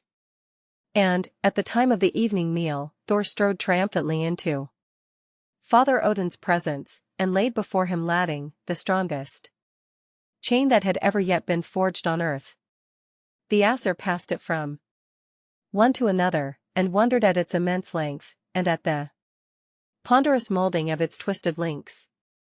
It is impossible for Fenrir to break through this, they said, and they were loud in their thanks to Thor and praises of his prowess. Only Father Odin kept a grave, sad silence. When Fenrir came into the court to receive his food from Tyr, it was agreed that Thor and Tyr were to seize and bind him. They held their weapons in readiness, for they expected a fierce struggle, but, to their surprise, Fenrir quietly allowed the chain to be wound round him, and lay down at his ease, while Thor, with 2 strokes of Mjolnir, revet the last link into one of the strongest stones on which the court rested. Then, when the Aesir were about to congratulate each other on their victory, he slowly raised his ponderous form, which seemed to dilate in the rising, with one bound forward snapped the chain like a silken thread, and walked leisurely to his lair, as if no unusual thing had befallen him. The Aesir, with downcast faces, stood looking at each other. Once more, Thor was the first to speak. He who breaks through Ladding, he said, only brings upon himself the still harder bondage of Dromi. And, having uttered these words, he again lifted Mjolnir from the ground. And, weary as he was, returned to the smithy and resumed his place at the anvil. For 3 days and nights Thor worked, and, when he once more appeared before Father Odin, he carried in his hand Dromi the strong binding. This chain exceeded Ladding in strength by 1/2, and was so heavy that Asa Thor himself staggered under its weight. And yet Fenrir showed no fear of allowing himself to be bound by it. And it cost him very little more effort than on the first evening to free himself from its fetters. After this second failure Odin again called a council of Aesir in Gladsheim, and Thor stood among the others, silent and shamefaced. It was now Frey who ventured first to offer an opinion. Thor, Tyr, and other brave sons of the Aesir, he said, have passed their lives valiantly in fighting against giants and monsters, and, doubtless, much wise lore has come to them through these adventures. I, for the most part, have spent my time peacefully in woods and fields, watching how the seasons follow each other, and how the silent, dewy night ever leads up the brightly smiling day, and, in this watching, Many things have been made plain to me which have not, perhaps, been thought worthy of regard by my brother lords. One thing that I have learned is, the wondrous strength that lies in little things, and that the labor carried on in darkness and silence ever brings forth the grandest birth. Thor and Mjolnir have failed to forge a chain strong enough to bind Fenrir, but, since we cannot be helped by the mighty and renowned, let us turn to the unknown and weak. In the caverns and dim places of the earth live a tiny race of people who are always working with unwearied, noiseless fingers. With Asa Odin's permission, I will send my messenger, Skirnir, and entreat aid of them, and we shall, perhaps, find that what passes the might of Asgard may be accomplished in the secret places of Svartheim. The face of Asa Odin brightened as Frey spoke, and, rising immediately from his seat, he broke up the council, and entreated Frey to lose no time in returning to Alfheim and dispatching Skirnir on his mission. Part 2. The Secret of Svartheim. In spite of the cloud that hung over Asgard, all was fair and peaceful. In Alfheim, Gerda, the radiant elf queen, made their perpetual sunshine with her bright face. The little elves loved her, and fluttered round her, keeping up a continual merry chatter, which sounded through the land like the sharp ripple of a brook over stony places, and Gerda answered them in low, sweet tones, as the answering wind sounds among the trees. These must have been pleasant sounds to hear after the ringing of Mjolnir and the howling of Fenrir, but Frey hardly gave himself time to greet Gerd and his elves before he summoned Skirnir into his presence, and acquainted him with the danger that hung over Asgard, and the important mission which the Aesir had determined to trust to his sagacity. Skirnir listened, playing with the knot of his wondrous sword, as he was wont to do, in order to make known to every one that he possessed it, for, to confess the truth, it was somewhat too heavy for him to wield.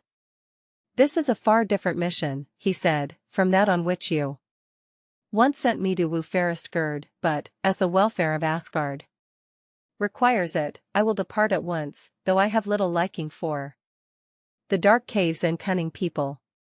Frey thanked him, and, putting a small key into his hand, which was indeed the key to the gate of Svartheim, he bade him farewell, and Skirnir set out on his journey. The road from Alfheim to Svartheim is not as long as you would be apt to imagine. Indeed, it is possible for a careless person to wander from one region to another without being at once aware of it. Skirnir, having the key in his hand, took the direct way. The entrance gate stands at the opening of a dim mountain cave. Skirnir left his horse without, and entered. The air was heavy, moist, and warm, and it required the keenest glances of Skirnir's keen eyes to see his way. Innumerable narrow, winding paths, all leading downwards, opened themselves before him. As he followed the widest, a faint clinking sound of hammers met his ear, and, looking round, he saw groups of little men at work on every side. Some were wheeling small wheelbarrows full of lumps of shining metal along the ledges of the rock, some, with elfin pickaxes and spades, were digging or from the mountainside, some, herded together in little caves, were busy kindling fires, or working with tiny hammers on small anvils. As he continued his downward path, the last remnant of daylight faded away. But he was not in total darkness, for now he perceived that each worker carried on his head a lantern, in which burned a pale, dancing light. Skirnir knew that each light was a will-o'-the-wisp, which the dwarf who carried it had caught and imprisoned to light him in his work during the day, and which he must restore to the earth at night. For many miles Skirnir wandered on lower and lower. On every side of him lay countless heaps of treasure, gold, silver, diamonds, rubies, emeralds, which the cunning workers stowed away silently in their dark hiding places. At length he came to the very middle of the mountain, where the rocky roof rose to an immense height, and where He found himself in a brilliantly lighted palace. Here, in truth, were hung all the lights in the world, which, on dark, moonless nights, are carried out by dwarfs to deceive the eyes of men. Corpse lights, will-o'-the-wisps, the sparks from glowworms' tails. The light and fireflies' wings, these, carefully hung up in tiers. Round and round the hall, illuminated the palace with a cold blue light, and revealed to Skirnir's eyes the grotesque and hideous shapes of the tiny beings around him. Hump-backed, cunning-eyed, open-mouthed, they stood round, laughing, and whispering, and pointing with shriveled fingers. One among them, a little taller than the rest, who sat on a golden seat thickly set with diamonds, appeared to be a kind of chief among them, and to him Skirnir addressed his message. Cunning and wicked as these dwarfs were, they entertained a wholesome fear of Odin, having never forgotten their one interview with him in Gladsheim, and, therefore, when they heard from whom Skirnir came, with many uncouth gesticulations they bowed low before him, and declared themselves willing to obey all Father's commands. They asked for 2 days and 2 nights in which to complete their task, and during that time Skirnir remained their guest in Svartheim. He wandered about, and saw strange sights. He saw the great earth, central fire, and the swarthy, withered race, whose task it is ceaselessly to feed it with fuel. He saw the diamond makers, who change the ashes of the great fire into brilliance, and the dwarfs, whose business it is to fill the cracks in the mountainsides with pure veins of silver and gold, and lead them up to places where they will one day meet the eyes of men. Nearer the surface he visited the workers in iron and the makers of salt mines. He drank of their strange-tasting mineral waters, and admired the splendor of their silver-roofed temples and dwellings of solid gold. At the end of 2 days Skirnir re-entered the audience hall, and then the chief of the dwarfs put into his hand a slender chain. You can imagine what size it was when I tell you that the dwarf chief held it lightly balanced on his forefinger, and when it rested on Skirnir's hand it felt to him no heavier than a piece of thistledown. The Svart king laughed loud when he saw the disappointment on Skirnir's face. It seems to you a little thing, he said, and yet I assure you that in making it we have used up all the materials in the whole world fit for the purpose. No such chain can ever be made again, neither will the least atom of the substances of which it is made be found more. It is fashioned out of 6 things: the noise made by the footfall of cats, the beards of women, the roots of stones, the sinews of bears, the breath of fish, and the spittle of birds. Fear not with this to bind Fenrir, for no stronger chain will ever be made till the end of the world. Skirnir now looked with wonder at his chain, and, after having thanked the dwarfs, and promised to bring them a reward from Odin, he set forth on his road home, and, by the time of the evening meal, reached Valhalla, and gladdened the hearts of the Aesir by the tidings of his success. Part 3. Honor. Far away to the north of Asgard, surrounded by frowning mountains, the dark lake, Amsvartnir, lies, and, above the level of its troubled waters, burns Lyngvi, the island of sweet broom, flaming like a jewel on the dark brow of Hela. In this lonely isle, to which no ship but Skidbladnir could sail, the Aesir, with Fenrir in the midst, assembled to try the strength of the dwarf's chain. Fenrir prowled round his old master, Tyr, with a look of savage triumph in his cruel eyes, now licking the hand that had so long fed him, and now shaking his great head, and howling defiantly. The Aesir stood at the foot of Gile, the sounding rock, and passed Gleipnir the chain, from one to another, talking about it, while Fenrir listened. It was much stronger than it looked, they said, and Thor and Tyr vied with each other in their efforts to break it, while Bragi declared his belief that there was no one among Aesir or giants capable of performing so great a feat, unless, he added, it should be you, Fenrir. This speech roused the pride of Fenrir, and, after looking long at the slender chain and the faces of the Aesir, he answered, "Loath am I to be bound by this chain, but, lest you should doubt my courage, I will consent that you should bind me, provided one of you put his hand into my mouth as a pledge that no deceit is intended." There was a moment's silence among the Aesir when they heard this, and they looked at one another. Odin looked at Thor, and Thor looked at Bragi, and Frey fell behind, and put his hand to his side, where the all-conquering sword, which he alone could wield, no longer rested. At length Tyr stepped forward valiantly, and put his strong right hand, with which he had so often fed him, into the wolf's cruel jaws. At this signal the other Aesir threw the chain round the monster's neck, bound him securely with one end, and fastened the other to the great rock Gile. When he was bound, Fenrir rose, and shook himself, as he had done before, but in vain he raised himself up, and bounded forward. The more he struggled, the more firmly the slender chain bound him.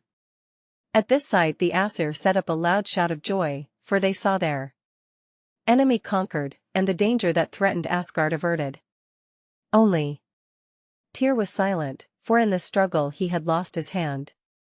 Then Thor thrust his sword into the mouth of Fenrir, and a foaming dark flood burst forth, roared down the rock and under the lake, and began its course through the country, a turbid river. So it will roll on till Ragnarok be come. The sails of Skidbladnir now spread themselves out to the wind, and the Aesir, seated in the magic ship, floated over the lake silently in the silent moonlight, while, from the top of Bifrost, over the Urda fount and the dwelling of the Norns, a song floated down. "Who," asked one voice, "of all the Aesir has won the highest honor?" And, singing, another voice made answer, "Tyr has won the highest honor. For, of all the Aesir, he has the most worthily employed his gift." Frey gave his sword for fairest gird. Odin bought for himself wisdom at the price of his right eye. Tyr, not for himself, but for others, has sacrificed his strong right hand. Asterisk asterisk asterisk asterisk asterisk.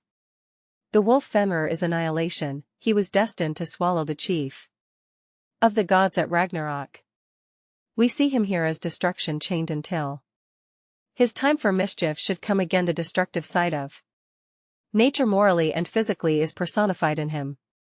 Why the dwarfs should be able to make a chain strong enough to bind him, which the gods had failed to do, is a puzzle. May it mean that subtlety can compass ends which force has to relinquish, or possibly a better thing than subtlety, gentleness? Tyr, who plays an important part in this myth, was the son of Odin and a giantess. His name means shining. At one time he was probably a chief of gods. He is also a sort of war god, something like Thor, a finer hero, though, by a long way. Har says of him, he is the most daring and intrepid of the gods, hence a man who surpasses all others in valor is called Tyrstrong. His having only one hand refers partly to his character of war god, and means that the victory can only be awarded to one side. Thou never couldst settle a strife betwixt two, was said to his shame, and, we may add, to that of all war gods forever. Tyr gives his name to Tuesday, as Odin to Wednesday, Thor to Thursday, and Freya or Frigga to Friday. Some suggest that Loki is the patron of Saturday. Loki forms the subject of the next chapter. The punishment of Loki.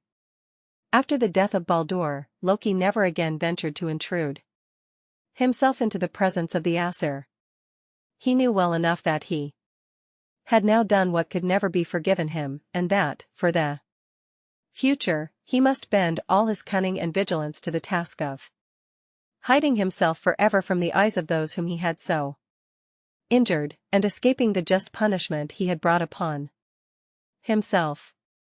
The world is large, and I am very cunning, said Loki to himself, as He turned his back upon Asgard, and wandered out into Manheim. There is no end to the thick woods, and no measure for the deep waters. Neither is there any possibility of counting the various forms under which I shall disguise myself. All-Father will never be able to find me. I have no cause to fear. But, though Loki repeated this over and over again to himself, he was afraid. He wandered far into the thick woods, and covered himself with the deep waters. He climbed to the tops of misty hills, and crouched in the dark of hollow caves, but above the wood, and through the water, and down into the darkness, a single ray of calm, clear light seemed always to follow him, and he knew that it came from the eye of All-Father, who was watching him from Air Throne. Then he tried to escape the judging eye by disguising himself under various shapes. Sometimes he was an eagle on a lonely mountain crag. Sometimes he hid himself as one among a troop of timid reindeer. Sometimes he lay in the nest of a wood pigeon, sometimes he swam, a bright-spotted fish, in the sea, but, wherever he was, among living creatures, or alone with dead nature, everything seemed to know him, and to find some voice in which to say to him, "You are Loki, and you have killed Baldur." Air, earth, or water, there was no rest for him anywhere. Tired at last of seeking what he could nowhere find, Loki built himself a house by the side of a narrow, glittering river which, at a lower point, flashed down from a high rock into the sea below. He took care that his house should have 4 doors in it, that he might look out on every side, and catch the first glimpse of the Aesir when they came, as he knew they would come, to take him away. Here his wife, Siguna, and his 2 sons, Olli and Nari, came to live with him. Siguna was a kind woman, far too good and kind for Loki. She felt sorry for him now that she saw he was in great fear, and that every living thing had turned against him, and she would have hidden him from the just anger of the Aesir if she could, but the 2 sons cared little about their father's dread and danger. They spent all their time in quarreling with each other, and their loud, angry voices, sounding above the waterfall, would speedily have betrayed the hiding place, even if All-Father's piercing eye had not already discovered it. If only the children would be quiet, Siguna used to say anxiously every day, but Loki said nothing. He was beginning to know by experience that there was that about his children that could never be kept quiet or hidden away. At last, one day when he was sitting in the middle of his house, looking alternately out of all the 4 doors, and amusing himself as well as he could by making a fishing net, he spied in the distance the whole company of the Aesir approaching his house. The sight of them coming all together beautiful, and noble, and free-pierced Loki with a pang that was worse than death.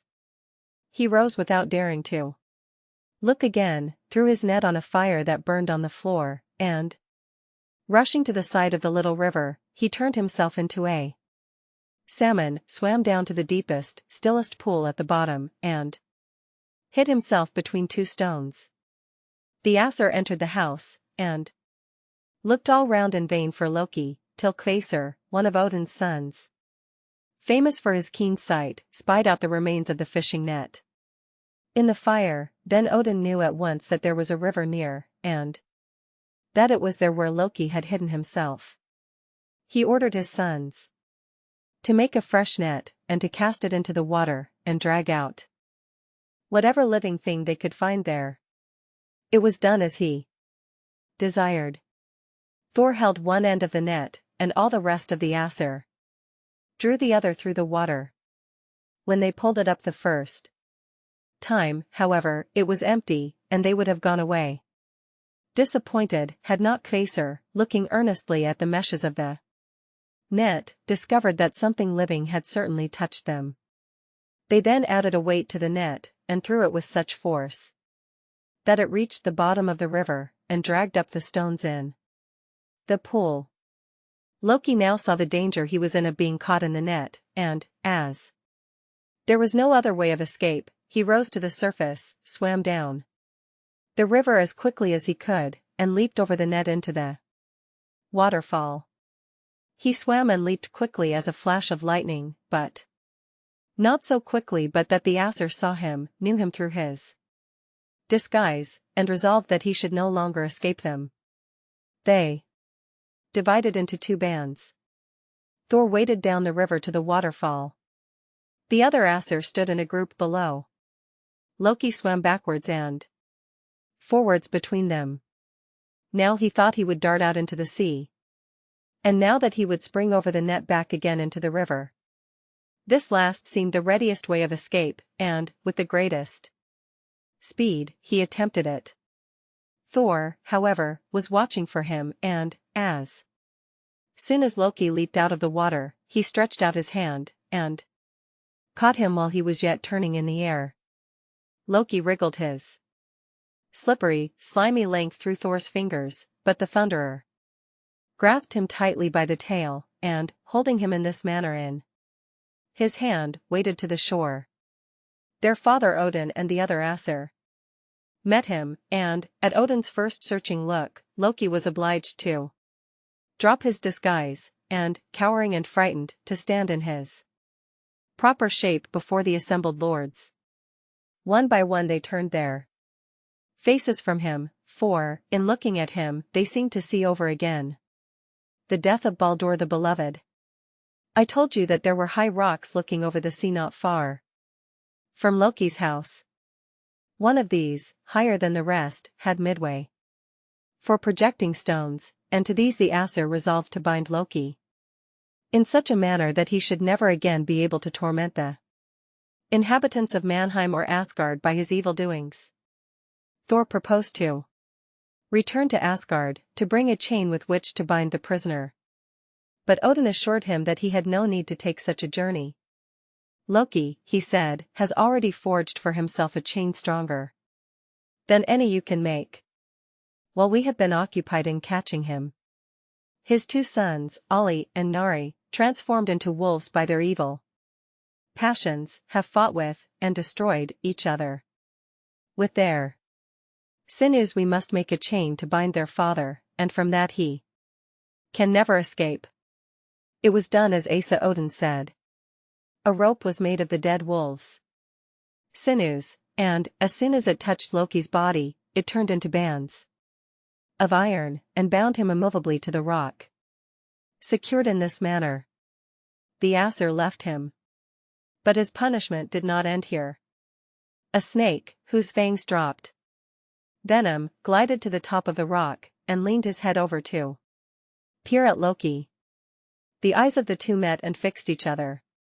The serpent could never move away afterwards, but every moment a burning drop from his tongue fell down on Loki's shuddering face. In all the world there was only one who pitied him. His kind wife. Ever afterwards stood beside him, and held a cup over his head to catch the poison. When the cup was full, she was obliged to turn away to empty it, and drops of poison fell again on Loki's face. He shuddered and shrank from it, and the whole earth trembled. So will he lie bound till Ragnarok be come. ***************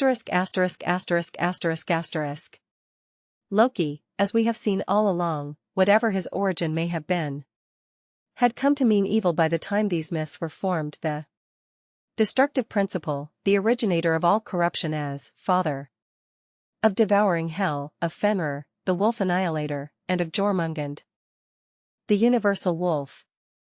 There is a curious story in one of the _Eddas_ about a feast which the king of the sea gave to the gods.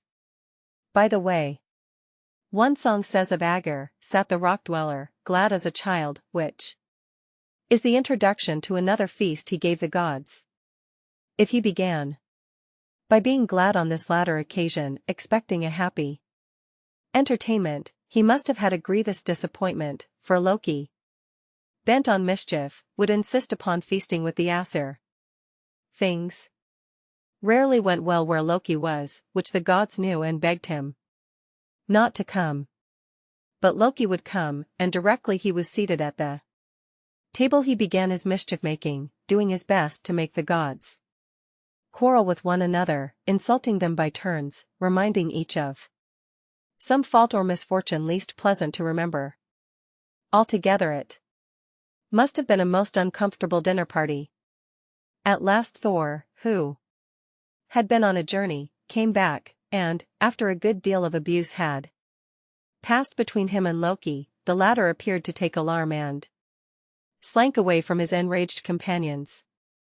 One account says that it was immediately after this the gods caught Loki and bound him, but another does not mention his capture in connection with Agur's feast. Simrock says that Loki, in his character of accuser at this banquet, represents the guilty conscience of the gods. From this he becomes the guilty conscience itself, a personification of the consciousness of sin. His attempts at concealment, the 4 doors of his house, placed every way that he might be alert in descrying danger, his making the net by which he was caught, for the Aesir were said to copy the net which they found in Loki's house, his being bound with the entrails of his own children, results of evil deeds all carry out this idea. He is, says Simrock, the bad itself as well as the consciousness of it. He is sin chained as Fenrir is destruction chained. The gods are moral power, they are his chains, for it is said that when he shudders they tremble. And yet, how real he has become in this myth, so much a_person_ that we can scarcely help wishing him to escape by means of his ingenious disguises, and are certainly glad that at last someone is left to pity him, the faithful wife, standing by, who wards off from him so much of his punishment. ***********. We now come to Ragnarok, and first, as Har said, there will come a winter. But that is not exactly how we tell the story.